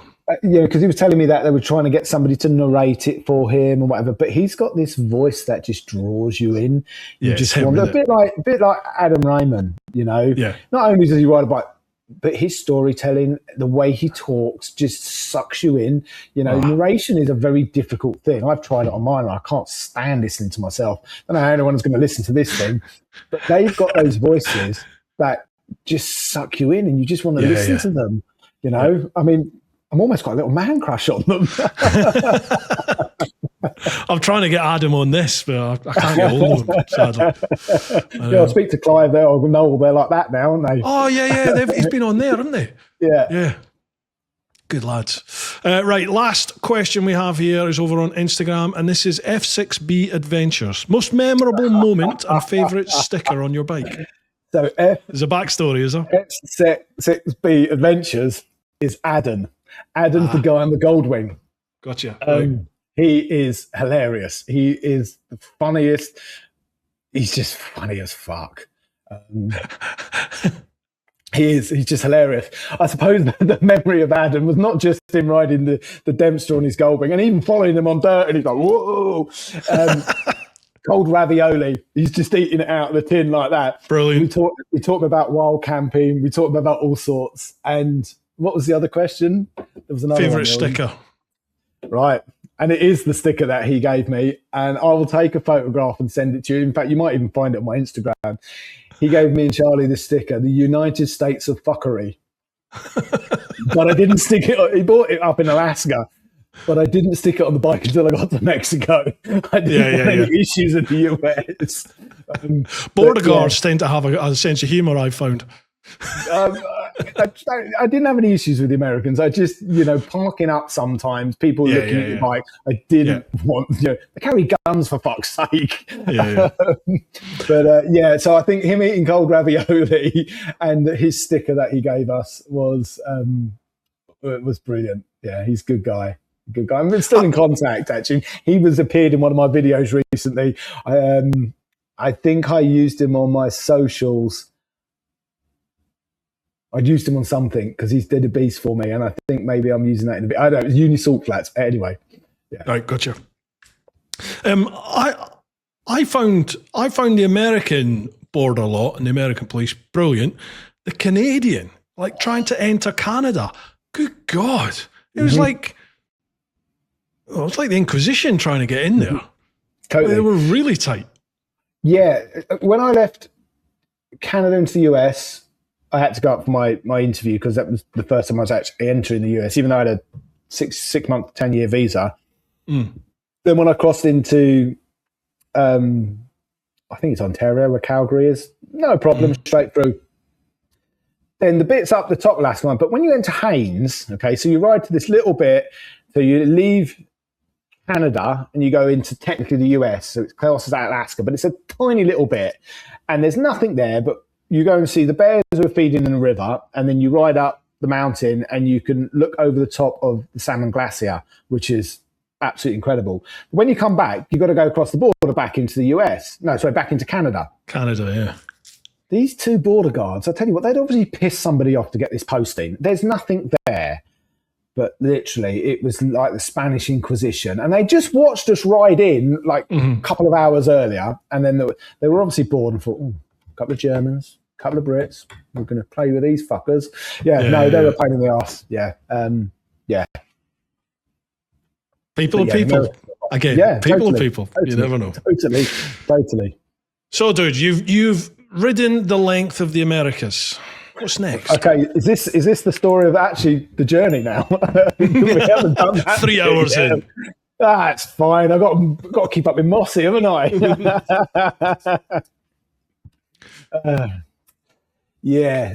Next. What's next? I don't know is my honest answer. I know what I would like to do, but I've just had to do an engine rebuild on 690. And that has smashed my budget out of the water. So my shipping to Southeast Asia and my flights is what it's cost me to rebuild the 690 engine. I don't know is my honest answer. I have to make a decision very soon in the next weeks whether I'm able to even do that section. I don't want to run on credit cards. I don't really have enough. So I don't know, is my honest answer. Can people help? Are you doing like buy me a coffee or anything like that? Yeah, but I need about $6,000. And I've been told to set up a GoFundMe page, but I feel that's begging. I have had some people send me some money to help cover some of the costs for the engine rebuild, which has been really greatly appreciated. I don't know how I feel about that. You know, it's different. I know exactly where you're coming from. I know exactly where you're coming from. You know, I did set up the GoFundMe page, but I haven't posted anything with it because it's a really hard one. Because I was speaking to a guy in the UK I know, and he was saying to me that, you know, you're doing what we all want to do. We're living our dreams through you vicariously. You know, set this up. People will do it. You know, people are enjoying your content. They're enjoying this. You know, I just don't know how I feel about that, if that makes sense. In some ways, I would rather, and this is something else I've learned on this journey, okay, to be humble and accept help, because people aren't doing it for you. They're doing it because they want to do it for themselves. It's making them feel good. And I understand that, because when I've done things for other people, I say, oh, you know, I'm like, no, don't want any money for it. I've now realized that actually if someone wants to pay for a tire for me or do this, I don't turn it down anymore. Whereas I used to be, no, you know, because I've always worked for what I've had. So to accept help has been really, really difficult. But on this, it's big. And that's why I don't really want to ask for the help, if that makes sense. Yeah. My journey isn't going to be over. I will do something, but I don't know what I'm doing at the moment, if that makes sense. If I can impart my take on it and my experience from this, take from it whatever you will. I was exactly like you. I had exactly the same mentality and thought processes towards that. I got to Australia, to Sydney. Well, I was on my way down there. I think I was going through Indonesia at the time. And I knew that by the time I got to Australia, certainly by the time I got to Sydney, that was it. Bank was now run dry. I'd have enough to get me in the bike back to the UK. And I remember putting a little thing out on, I think on Facebook, or doing something in one of my YouTube vids. I didn't have a massive following at that point, like 600 odd subs, I think maybe 4,000 people on Facebook. And I just put a thing up there and said, you know, thanks very much for all your support through the journey, but I reckon by the time I get to Australia, that's going to be us. End X, you know, I'll get back to UK, back to work, get some money together, and then try and do the next stage through the Americas later on. And I was just inundated from people going, like DMing me and commenting and just saying, you can't stop. We're living our dream through you. Don't stop. Keep going. What can we do? You know, we'll set up a GoFundMe or whatever it was back then. You know, how can we send money? And I was like you, still am. I didn't want to accept handouts from anybody. It just didn't feel right. And I thought, well, okay, what about things like merch, T-shirts, hoodies, that sort of stuff? I could do that. You could just set it up. So easy to do now. You can just do it online. You know, you just put a logo on your thing, that's it.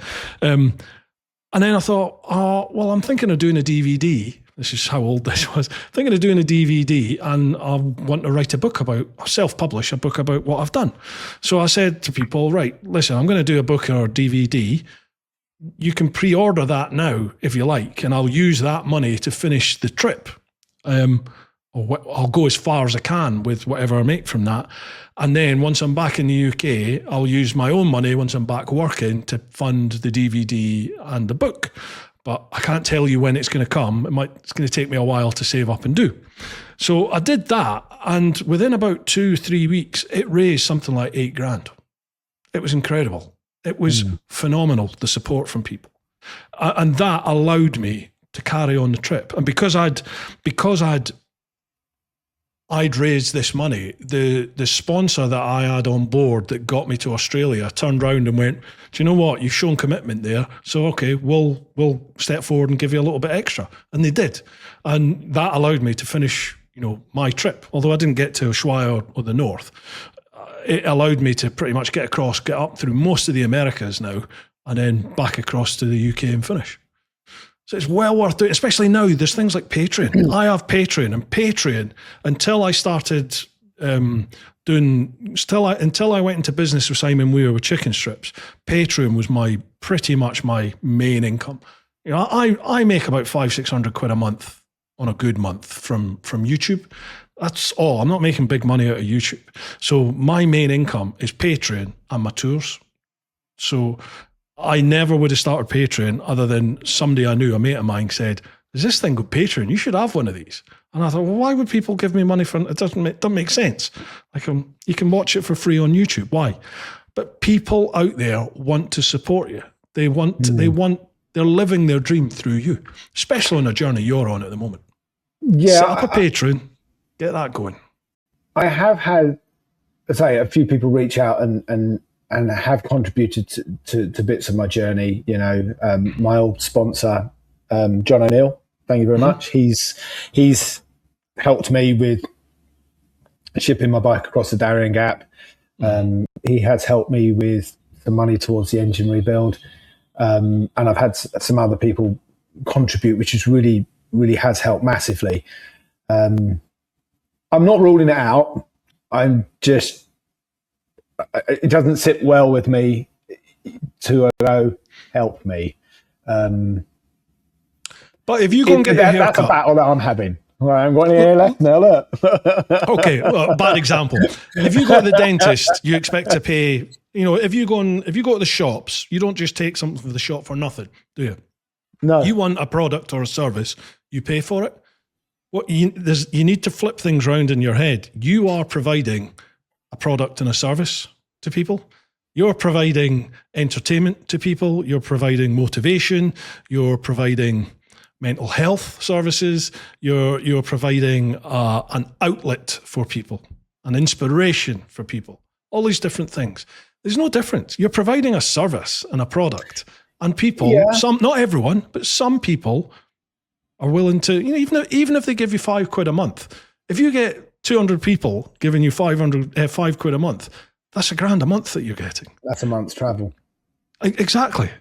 So, and I'll tell you, you'll probably get, I think I've got 400 or 500 people on my Patreon, and it's a massive help. It is a big help. Maybe we'll have a chat after this about something.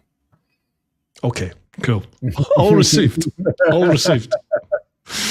Dude, the questions are done, but I could talk to you all night about the trip. Fine. Is there anything? I don't know where to be. Is there anything we've not covered that you want to chat about? Well, I don't know. You were going to talk about the journey. We haven't even spoken about that. Well, yeah, that's a good point. Go on then. Tell us about what has been the biggest surprise to you so far about life on the road?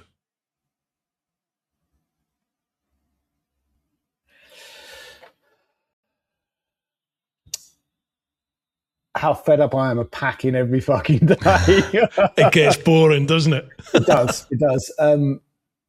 I've learned that I hate dogs. Really? Yeah, packs of wild dogs. dogs chasing you, dogs biting you. I had one latch onto the back of my leg, and thankfully I had the motocross boot on. Not being able to sleep, the constant noise, especially in Latin America, the bad beds. So I've learned He's loving it, folks, isn't he? He's loving it, living the dream. I've learned on the road that my airbed is the best place to sleep. I've even put my airbed up sometimes in hotels because the beds have been so bad. Really? Yeah. With my back problems, I need a firm bed. And to be fair, actually, this bed here is really good. What have I learned on the road? I think it's that need for stimulation. I find that if I sit still too long, I need stimulation. So I need to move again. I don't find sitting around for a week or 2 weeks particularly fun. Easier with other people, but I do enjoy seeing the different things, the different places I go. Finding somewhere to sleep, as you know, sometimes can be quite difficult, but you learn that resilience that I think at the beginning I was a lot more conscious of, I need somewhere, whereas now I'm like, I will find somewhere, you know. I'm a lot more at ease with not knowing. Whereas before I need to know. Whereas now I'm like, yeah, we'll figure it out. So I definitely think life on the road in that respect has surprised me, so to speak. You know, even though when I did bits in France and that with a mate of mine who needed to know, I was like, well, fine, so we'll be fine. Yeah. But this, doing it for a week is fine. But when you do that every single day, it does change. You do become more at ease with it. I remember being so happy when I got across to the American continent, like South America and up, and even Australia, actually, from Australia onwards, just the relief of knowing that I've got a Western style toilet. Because all down through Southeast Asia, or you're having to squat, and I was wearing leathers, you know, and when you got dengue fever, you don't get much warning something's coming, you know, and it's just like, and you eventually find a toilet, and a lot of the time it's literally it's either a porcelain hole in the ground or it's just horrific. So to find somewhere that actually you could sit and I had a parasite. Enjoy the moment. 4 months I was plagued by a parasite. I picked it up in Ecuador. And I'd take loads of stuff. I'd be kind of okay for a bit. Then it would come back, and not just the shitting, but the vomiting as well. And it wasn't until I got to Bolivia that I'm finally, I need to go to the quack. So I went and had a poo test, a urine test, and a blood test. Oh yeah, you got a parasite. But I'm looking forward to when I can put my shit ticket down the toilet, not in the bin next to it. You know, so for 14 months I've been putting my shit ticket in a bin next to the toilet. Now that's okay when it's your bin, but when you're in a public place and the bin's full and it's full of shit tickets, it's like, I just want to put it down the pan. It just seems so wrong, doesn't it? No, I'm not doing that. And you walk in, you go, oh, and it's not the last person's shit you can smell. It's the 34 other people's shit tickets who are in that bin that you can smell. And you've got to lift it up and put your one in top of it. Yeah, Overland travel's awesome, isn't it? Living the dream. Everybody looks at your YouTube and your Instagram or your twat book and goes, oh, well, they're having a wonderful time. There are many, many high points throughout this journey, you know, but it's not all a holiday. It's tiring. It's hard work. It's testing. You know, some of the shitty places you sleep, you know, you pay $2 for literally a flea-infested bed or whatever. And then the next day you pay $5 and you've got this most luxury. I mean, there was this hotel I stayed in Colombia. It cost me $12 a night. I had a super king size bed, a jacuzzi looked out the window over the city, a steam room, and it cost me $12 a night. But then the next night I might be living in a wooden shed that's cost me $5, you know, and I'm going, oh God, what am I doing here? So it's not all fun and games. It's a challenge, but a very rewarding challenge. Having a shower. Did you remember the suicide showers? So a suicide shower, I'll have to find you a picture and send it to you. It's a shower head with these electric cables going into it. Oh, yeah. Yeah, and sometimes you touch it, go, so we call them Yeah. suicide showers. But the joy of just having a shower and not just a pipe coming out of a wall or something like that, the things that we take for granted. And then one of the first things I'll always ask, caliente, agua caliente, which is hot water. And if they go no, you're like, oh, I just want a hot shower. Yeah. I remember like in Russia, it would be like 5 or 6 days of just camping out in the wild. And then you'd find somewhere where, you'd get a cheap motel somewhere or someone would put you up.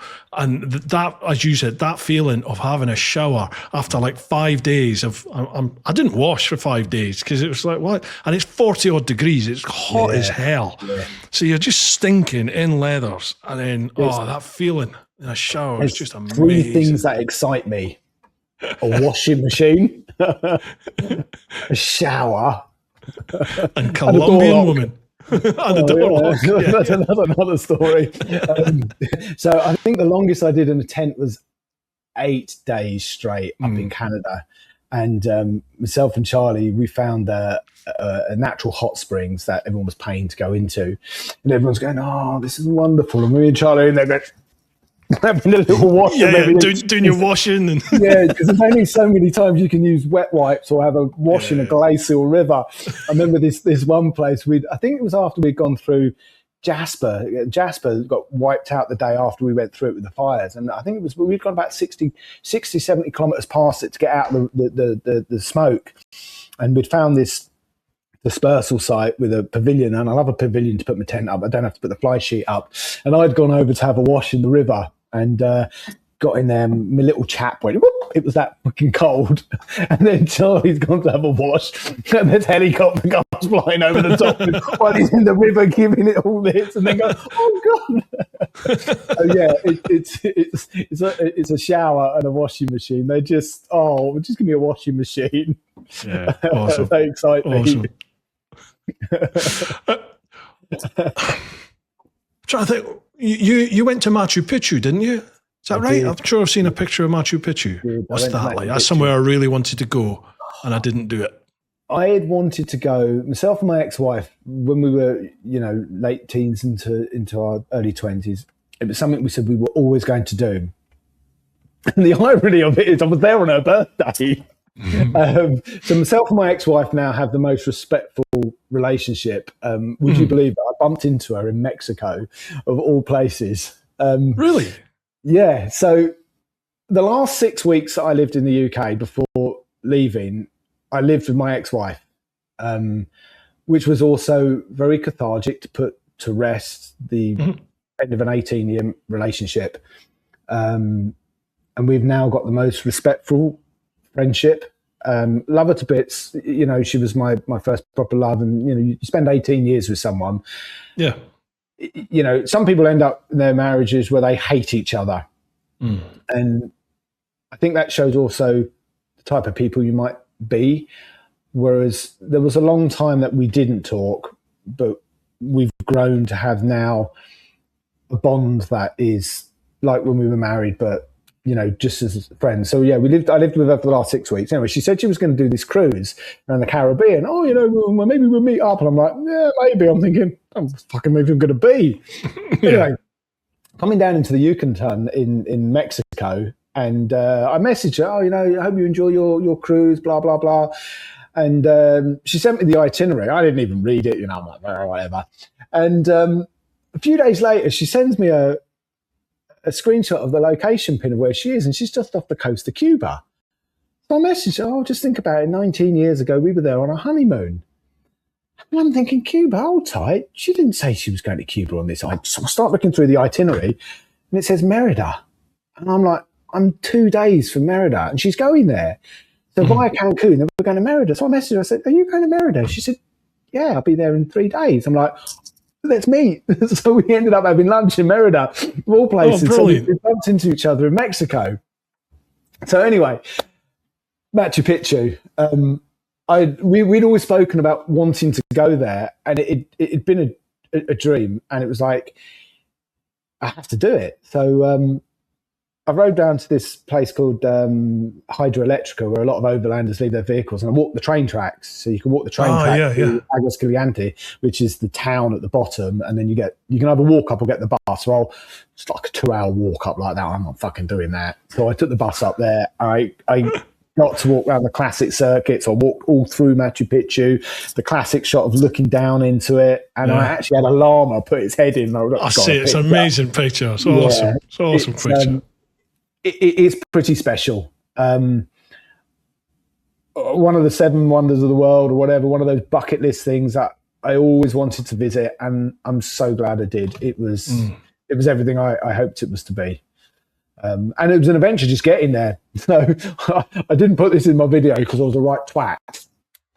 so I had to ride from a place called Ollantaytambo all the way around to Hydroelectrica, and there was a set of roadworks along the way that if you didn't get through it by 9:30, you couldn't go through until 12. Okay, so in my video, which I've edited very well so you don't see it, I got to the first stop at 9:35.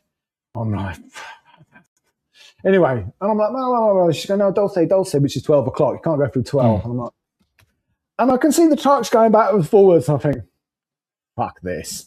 Stop it into gear, and I set off. So I got through the roadblock. You're going to bloody stop me in 690. I've gone through the big ACPs and pulling these big boulders out. Anyway, and everyone's waving, stop. I'm like, no, fucking not stopping. A couple of kilometres later, I come to another one. I'm like, oh. And she's like breathing fire at me because obviously they've been on the radio. Some bloke on a motorbike's coming through. Anyway, I get this then. I'm looking at it and I can see these trucks coming backwards and forwards. And I'm thinking, fuck it, I'm going to go through this one as well. So I set off. I go around the corner. I get through. Half of the mountain is down there. And I'm just thinking, you fucking idiot. I've now you're going to do the walk of shame. Yep. So I pull back up there. This little Peruvian woman's like, at me. I was like, okay. Anyway, come 12 o'clock when I'm actually allowed to go, I wasn't going that way anyway. It was where the trucks were going down and dropping all the boulders at the bottom of the river. It's actually the bit that I had to ride down. So if I'd have gone down there, I'd have got through it. You'd have been fine. Exactly. Twat. So, so it was just an adventure getting to Hydroelectrica in the first place. But I very cleverly edited that out of the video. The power of the edit. Yes. Other than like Machu Picchu, have there been any like standout moments that have just stuck with you? You know, for whatever reason, for either the beauty of the place, the size of the place, or just the impact it's had on you. Yeah, so many. So when you're in the Andes up in Colombia, it's all jungle. You don't really get a sense of the mountains because you're just in greenery. And I mean, it's beautiful, don't get me wrong. But as you start to head down into Ecuador, literally the jungle disappears. You now start to see the landscape more. But once you hit Peru, wow, you know, some of the vistas and gorges and canyons that you're riding down with sheer drops of 10, 11,000 feet up you are, and they're just cliff faces, and you're riding along the edge of them. I've got one of them in the bottom of Peru before I got to Cusco, Machu Picchu way, and there's a tunnel carved out of the side of the mountain. I can't remember the name of the place now. You'll find it on my Instagram, and you ride through the tunnel, and I actually set my drone up to film it, so I'm riding through the cutout in the mountain, but it is a sheer drop like that. And then there was this canyon that I rode down towards the Canyon de Palto, which takes you up towards Caraz. And it's where Be More Child did his famous bridge crossing that went viral. Yeah. These places that you get to see and visit, and the Paramount Mountain, it's not called that, I can't remember what the place was called, it's in Caraz. The Paramount Mountain, which is that shape, you can ride up between the glaciers and see that. And these things are just incredible. It's just the sheer magnitude of where you are, because in little old England, you go, oh, yeah, but when you're at these places, you are like this. You are nothing. And you've got this mountain 17, 18,000 feet up. You're still looking up to it, and you're already 15,000 feet up yourself. Pictures do no justice. You'll know this. The things that you see, when you see it on a two-dimensional screen, it's a great picture. But when you're there and you've got 360-degree view and you've got depth and height and everything with it, the Andes are just incredible. And I did the Paso de San Francisco, which runs between Chile and Argentina. It's 475 kilometers between fuel stops. And I think there you're getting up to 4,500 meters, which is 17,000 feet. Yeah. So you're not getting that much mileage. MPG. No, the bike's really struggling. Now, I was riding with this American girl, Ali, and her little Royal Enfield. Well, it was going pop, pop, pop, pop. It was really struggling. I think she could get over about 50 kilometers an hour on the thing. And the views up there and the salt lakes and the colors of the water, these aquamarine blues, that again, you'll see them in my Instagram pictures. Those pictures aren't, there's a little bit of editing. I do a little bit of stuff just to enhance, tweak it. Yeah, but those colors, when you see them, you're there and you're like, is that real? I mean, this book is kind of this blue is some of the water that you're seeing up at these places, and they're incredible. And pink flamingos, actually seeing flamingos flying, and the Andes have been special, very, very special. What you said about the camera never does it justice. I remember when I saw the Grand Canyon. When I saw the Grand Canyon in the flesh, it just blew my mind. Because everyone's seen the Grand Canyon in pictures and on TV and stuff. I haven't seen it. Have you not? No. Have you not done it on your trip? No. Oh, There's another story to that one as well. Well, we'll cover that in a sec then. But when I saw the Grand Canyon in the flesh, it literally just, it made me stop in my tracks. And I was just, wow. It looks like it's painted, but obviously it's real. It's right in front of you. It is immense. It is just immense. Go on, and what's your story? How come you missed it? So you're saying about painted ones. I was going up through the Rocky Mountains, up from Lake Louise towards Jasper, and you had the first mountain there, and then you had the second mountain behind it, and then the third mountain. It almost looked like a theatre stage set that had been painted, and you got these 3 dimensions, but it wasn't. It was there in front of me. It was just the most incredible. Grand Canyon. I didn't see the Grand Canyon. I got very, very close to it. So I think the picture you used on the post here was actually the little Grand Canyon, which was pretty fucking special. So if that's anything to go by. So I was traveling with the Germans. I'd re-met them in Salt Lake City, and we'd been down to Moab, and we'd done the Chauffeur Trail and come back up through, the Coral and a few other of the national parks. And we were now trying to get to Vegas to meet up with the Moscow Moto crew. And then we were going to go off and do the Grand Canyon. Anyway, so we'd gone out with this guy, Justin, who's this most incredible filmographer, video photographer. Cinematographer. That's the one. And photographer. Rides one of those Harley off-roady type bikes, whatever it's called. Anyway, we'd met up with those guys. That's the one. And we were then going to go off and do the Grand Canyon. But now we've been invited to the Dusty Lizard event in Death Valley. But it's the opposite way to the Grand Canyon. So it's like, what do you do? What do you do? Fuck, what do you do? But Dusty Lizards with Moscow Moto, Grand Canyon. Oh, we can come back and do the Grand Canyon. So we set off, did the Dusty Lizards, rode the Death Valley, which was pretty bloody special and sandy and what have you. And then we headed off to a place called Bodie, which was a gold mining ghost town that was abandoned in the late 40s.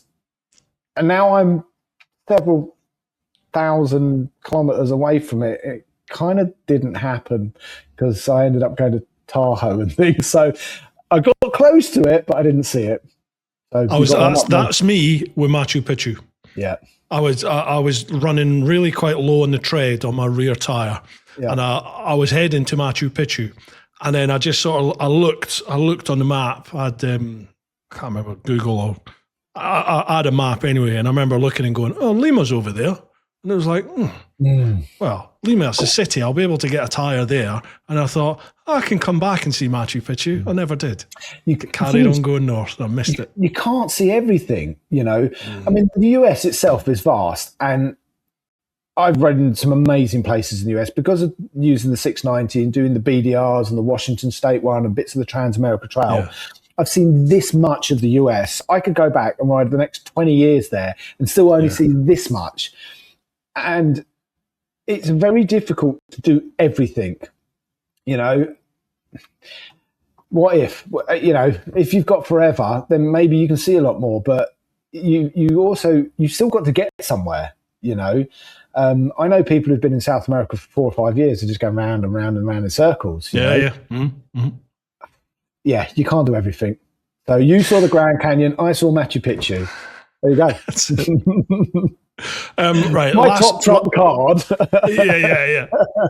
Last bit on this, because we're coming up to 3.5 hours. Money, no object. So you don't need to worry about the budget. What would the rest of the trip involve? And when would you go home, or would you go home? Oh, well, if money was no object, I would go to Australia, buy a bike there, because I'm not doing that cleaning lark. I'll just buy a new bike. I would do Australia for sure. And then it would definitely be coming up through, you know, Southeast Asia. Now, this is where I'm torn, because I'd love to do Magadan, but I'd also like to do China and, you know, Southeast Asia. I've done Vietnam. I've done bits of India. I'd like to do more of them. The thing is, yeah. So I think Australia, Southeast Asia, probably definitely do bits of the BAM road, even if it's not the old summer road, which is pretty unpassable from what I understand now. I would do BAM road, the Altai mountain region of Mongolia, and the Stans for sure. That was my original route, but that twat Putin decided to kick off there, and then that lot out in, you know, Israel area all kicked off, and that's why I ended up shipping to Toronto. But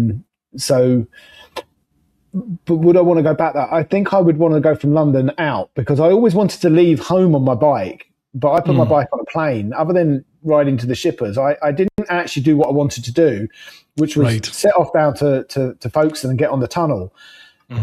So this is also this next part of this journey. I'm debating whether to ship back to Europe and set off the way I originally wanted to go, and go east rather than riding from west back to east. No, east back to west. This is, it could be a possibility I'm going to do that way. You know. Interesting. So is Africa on the cards? Africa on the cards? It's not really. It's not. Africa's got to be somewhere you want to go to. Yes. It's between malaria, bureaucracy, corruption, I don't know if I'm really want to. I mean, you had a bad experience there, didn't you? I did. But then I was also I was on someone else's podcast early last week, actually talking about it, and I don't know if it was as bad as it felt at the time. I think it might have been because Africa was my first taste of the world outside of Europe or Western. You know, that was my first experience of overland travel, proper overland travel. And Africa is like, it's like going in at expert level, isn't it? You know what I mean? Like there's lots of other places you can go to which are much easier to ease yourself into that life on the road. Going straight into Africa was just like, oh, and then it was right at that time where there was the Islamic fundamentalist uprising coming out Central Africa. So it was just a weird time then. And I think a lot of things all just came together. And I think mentally I freaked myself out. You know, pretty horrendous things happen. But I think the attitude I have now and the attitude I developed through the rest of the trip you just roll with the punches, don't you? It's just like, okay, right, keep going. I think that was also part of the reason why I shipped to North America, because I thought, well, you know what, even though I've done a load of stuff, I'm still kind of green at this. So if I ship to North America, they speak English. Well, they think it's English, but it's not. They speak a similar language to us. Actually, within reason, you know, it will be me learning my craft, and it did set me up well for it.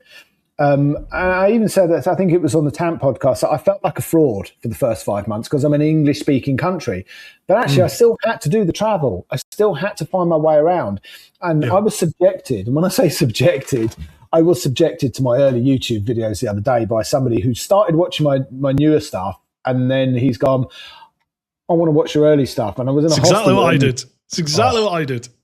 Yeah, and I'm looking at it going, fucking hell. It's amazing how you've come on, mate, honestly. Yeah, thank you. Is, and I'm not saying the early stuff is shit. I'm just saying the later stuff is really compelling. Like the storyteller in you has really come out. Well, this was one of the joyful things about being on Real Riders with Simon, and actually listening to Simon's podcast with you. And there's so many things that because I still talk with Simon, I thoroughly enjoyed it because I can relate to those things that he's talking about, because these are the things that I've learned and talked with him about. So yeah, going back to that, not just how bad the videos were. And if anyone starts watching my videos, please just be patient. They get better. Folks. They do get better. I could see how different I was. I could see how uncomfortable I was, how unsettled, how I was a rabbit in the headlights. I didn't know whether I'd made the right choice of setting off and doing this, because this is big. You know, you give up your safety blanket to live in a tent, and traveling is daunting. You know, everyone watches us and thinks, oh, it's really easy. You know, you've just done that. It is not. And I was still in a lot of stress, and, you know, from what I'd been going through. And now I see those differences. So I met this Swedish girl in Arequipa, and she and I had an amazing time together, chatting, deep conversation, connection. She flew back to Sweden and she messaged me, went, "You're not the same person." I went, "Who's me?" She went, "I'm watching your early YouTube. You're a different person now." And then when I've seen it the other day, I'm like, yeah, I can see how I've evolved, how I've changed. Yeah, you really notice it. You really notice it. Thank you. Yeah. Yeah. What advice then? What if somebody's out there who's thinking of doing this? They're thinking of living the dream. They're thinking of hitting the road on the bike. What advice would you give them? Don't overpack. You always will, though. I'm Everyone still fucking will battling overpack. that. Yeah. What advice would I give them? Ask as many people as possible about their experiences, but your experience will be different. Yeah. Embrace it. Embrace the difficultness. Embrace the loneliness, and enjoy it. Because, like my ex-wife said with that moment when I sat on that grid at Le Mans, this won't last forever. Don't fight it. Go with it. Because if you fight it, it will fight you. Yeah. Don't overthink. Yeah, you can't. Every day, your plans will change. Like you, I've had to be in certain places for certain things at certain times, and it's meant I've had to rush a few things. But you also have to be incredibly flexible. So what my plan was 3 days ago is completely different now. I jumped on a bloody plane. You know, You just go with it. It's like a river. It meanders. You know, you cannot have a rigid plan, because this will constantly test you. And I think, like I said to you earlier, that builds your resilience, and you can deal with everything. I've had to deal with a lot of difficult things in this journey that still haven't necessarily come out in the videos yet, because I'm so far behind with them. But, you know, that engine rebuild, that was my fault. Okay, I'm going to defend KTM on this. My 690 engine rebuild was down to partly KTM, but also down to me. So Do you want this story? Shall I give you this story? Yeah, feel free. Right, okay. So up in If anyone's Ecuador, got to this stage, they are thoroughly invested. So I can talk forever, you know. So when I was in Ecuador, I had just done Laguna Quilatawa, which is a volcano, which is no longer, and there's a lagoon in it. And heading down off there towards Chambarossi, my front sprocket had started to come loose, and I hadn't realised this. All right, next morning I started my bike, it's like clack, clack, clack, clack, clack. I'm thinking, I mean, that's noisy. KTM's noisy, but this is bloody noisy. Anyway, I checked the oil, and there was no oil in there, and I put 800 mil in. And I'm like, and now 690 burns about 100 mil every 1,000 miles. So to put 800 mil in, I'm like, the fuck? Anyway, it's noisy. I've got down to Quito, gone to KTM there, and I said, you know, and there's a lot of oil on the sprocket, and I've got a chain oiler. So I thought at first that was where it was, you know, it was my chain oiler. And the guy's going, oh, take it. Anyway, the sprocket's slightly loose, and because it's not butted up, obviously that's where all that extra oil's come. So I've lost a load of oil. What I didn't realise at this time, it's caused some problems inside the engine. So by the time I got down, and I asked him, does that sound right? Oh, yeah, that sounds right. I'm thinking, it doesn't sound right to me. But because I'm wearing two arms banging together. Exactly. Anyway, I've got down to northern Peru, and I'm like, I've checked the shims twice in 2 days, and they're different each time. I'm like, this isn't right. I need to go and find out what's going on. Anyway, gone down, gone through a load of stuff. Eventually, it turned out the small bearing on the camshaft had failed. It had broken up. And what it is that bearing is fed by the crankcase breather pipe, which goes into the top of the rocker cover. That feeds a little well with 3 little channels, which feeds this bearing. Well, because there was not enough oil in there, it hadn't fed that bearing. It's not fed by an oil gallery. Jeez, so it's just run dry. Exactly. And now my camshaft is moving like that, which has destroyed the bearing. I've managed to order one from the UK because there's none in the country, or none in South America. But Michael, the German guy I was traveling with, who's an engineer, managed to find the right size bearing in diameter and everything from Ecuador. And there was a guy coming down who brought the bearing down for us. So I've got the new bearing to put it in, but it was 2 millimeters shorter, which is not going to be a problem. It's a temporary bearing. Eventually, 5 days it took for the parts to get from the UK to Lima, but took another 24 days to get to me.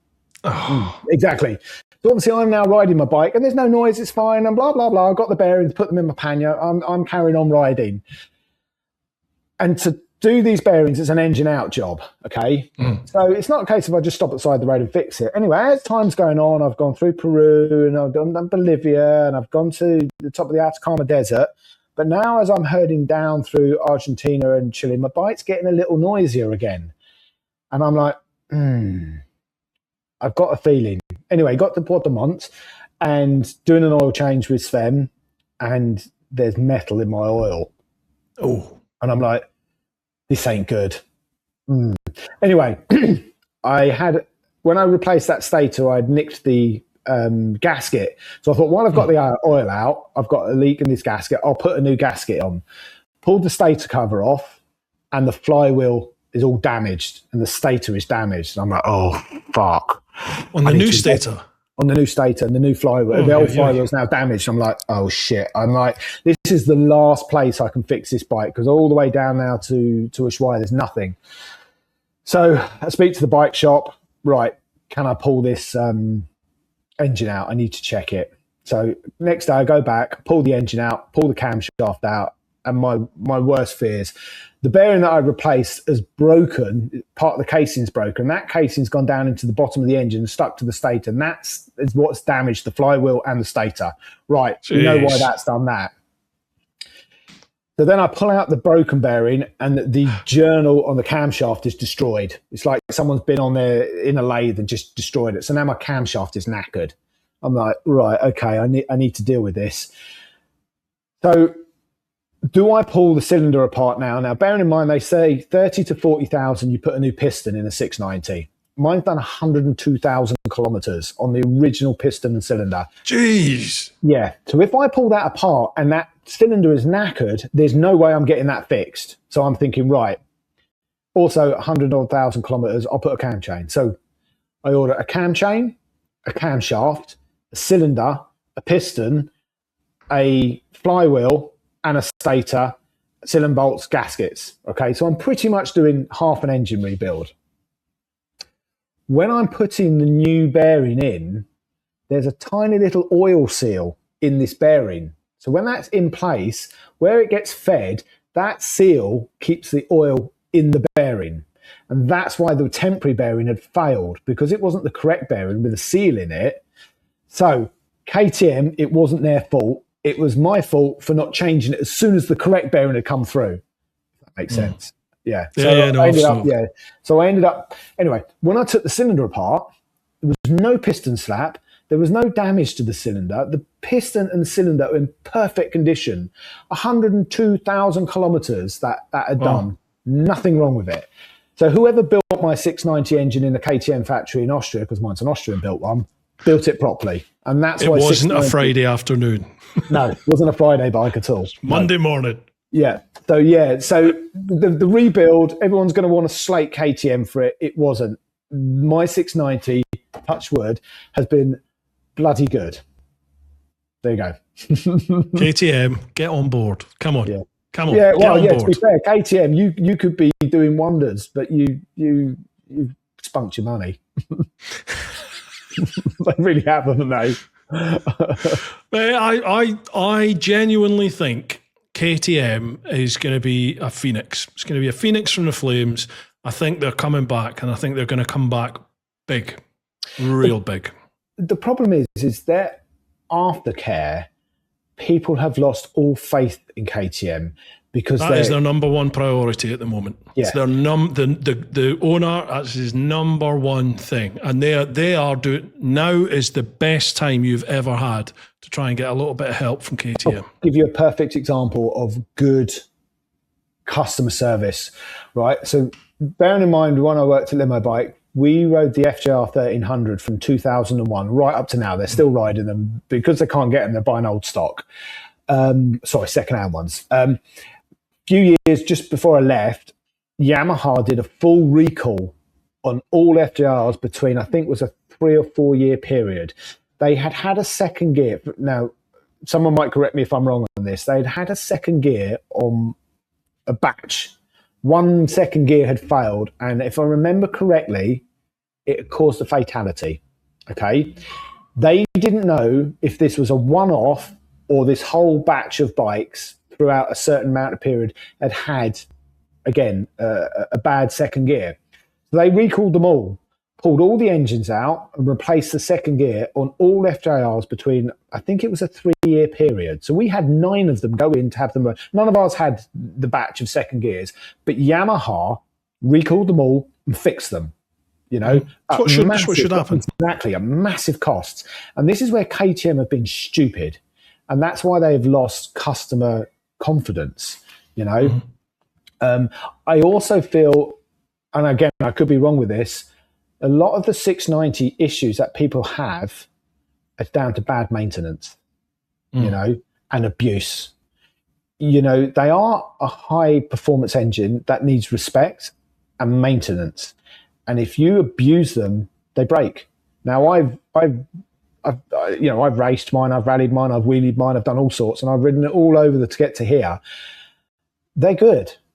They are good, you know. Yeah. Well, I mean, I know that is their number one priority at the moment is the customer care, customer service, customer confidence in the brand. So I know quite a few KTM owners here in the UK who are getting good service, customer service from KTM themselves, not just the dealership, but you know, KTM were notorious trying to deal with, you know, in terms of like warranty issues and things like that. Now they seem to be bending over backwards to help out the end user, which is great. Right, awesome. Damian, if people want to find out more about you, find out more about this incredible journey that you're on at the moment, where do they go? My Instagram is demon_rides. My twat book or Facebook is Demon Rides, and my YouTube is demon_rides. at the top of my Instagram on the links, there is a LinkedIn tree which will take you to all of my socials. It will take you to all the podcasts I've done, and your one will be added to that one as well. If you want to ask anything, say anything, just send me a message. I'm human. I like a bit of interaction. So yeah, send them away. Awesome. If there's any companies out there that fancy getting on board, a bit of a promotional vehicle, drop my line. I do have to mention my supporters. So I have been working very closely with Adventure Spec, not just on their new products that I'm wearing, but also some prototype stuff.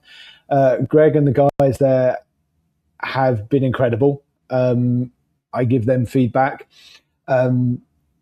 So thank you very much, Adventure Spec, for your support. And I was also wearing a lot of Adventure Spec clothes for my work long before I even became one of their ambassadors. I'm also very grateful to Moscow Moto for supplying me my luggage that I use. Thank you to Amy and Alistair for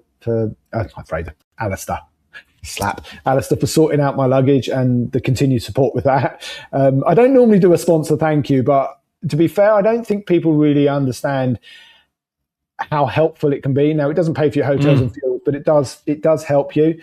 And also double take mirrors. I must admit, before I got the double take mirrors, I'm like, why would anyone spend that much money on a bloody mirror? They're amazing. I have my bike upside down and they just go ding. So double take mirrors. And yes, I am a ambassador for them, but do you know what? Even when I was racing, if I didn't like a product, I wouldn't use it. So this isn't me just using it because they're giving it to me. I don't need it, for 100 whatever. If I really wanted one, I buy. They are good. And Jez ADV Products got me sorted out with hippo hands because my heated grips are packed up and I was freezing. He sorted me out some hippo hands, which are basically muffs. And I've used muffs on my bike for a million years, and I only wear summer gloves. And thank you for the hippo hands because my hands are warm again. Our muffs, fantastic. Best. Everyone likes putting their hands in warm muff. Absolutely. Honestly, I have a mate of mine he was a sports bike rider through and through, went everywhere, sports bike, leathers, that was that. Adventure bikes were for wankers. He eventually got an adventure bike and he was like, oh, okay, this is cool. But I'm not getting any, I'm not getting all the other stuff. I'm never wearing textiles, any of that. It's getting cold, wasn't it? So he was like, how do you deal with cold hands? And I was just like, well, heated grips.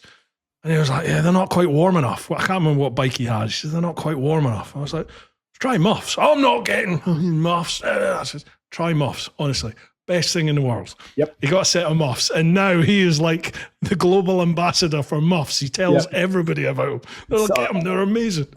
I started using muffs when I was a dispatch rider, so I had them on my Power Valve, I had them on my GSXR, my FZ, all the bikes I used when I was a dispatch rider. I had muffs and heated grips and summer gloves.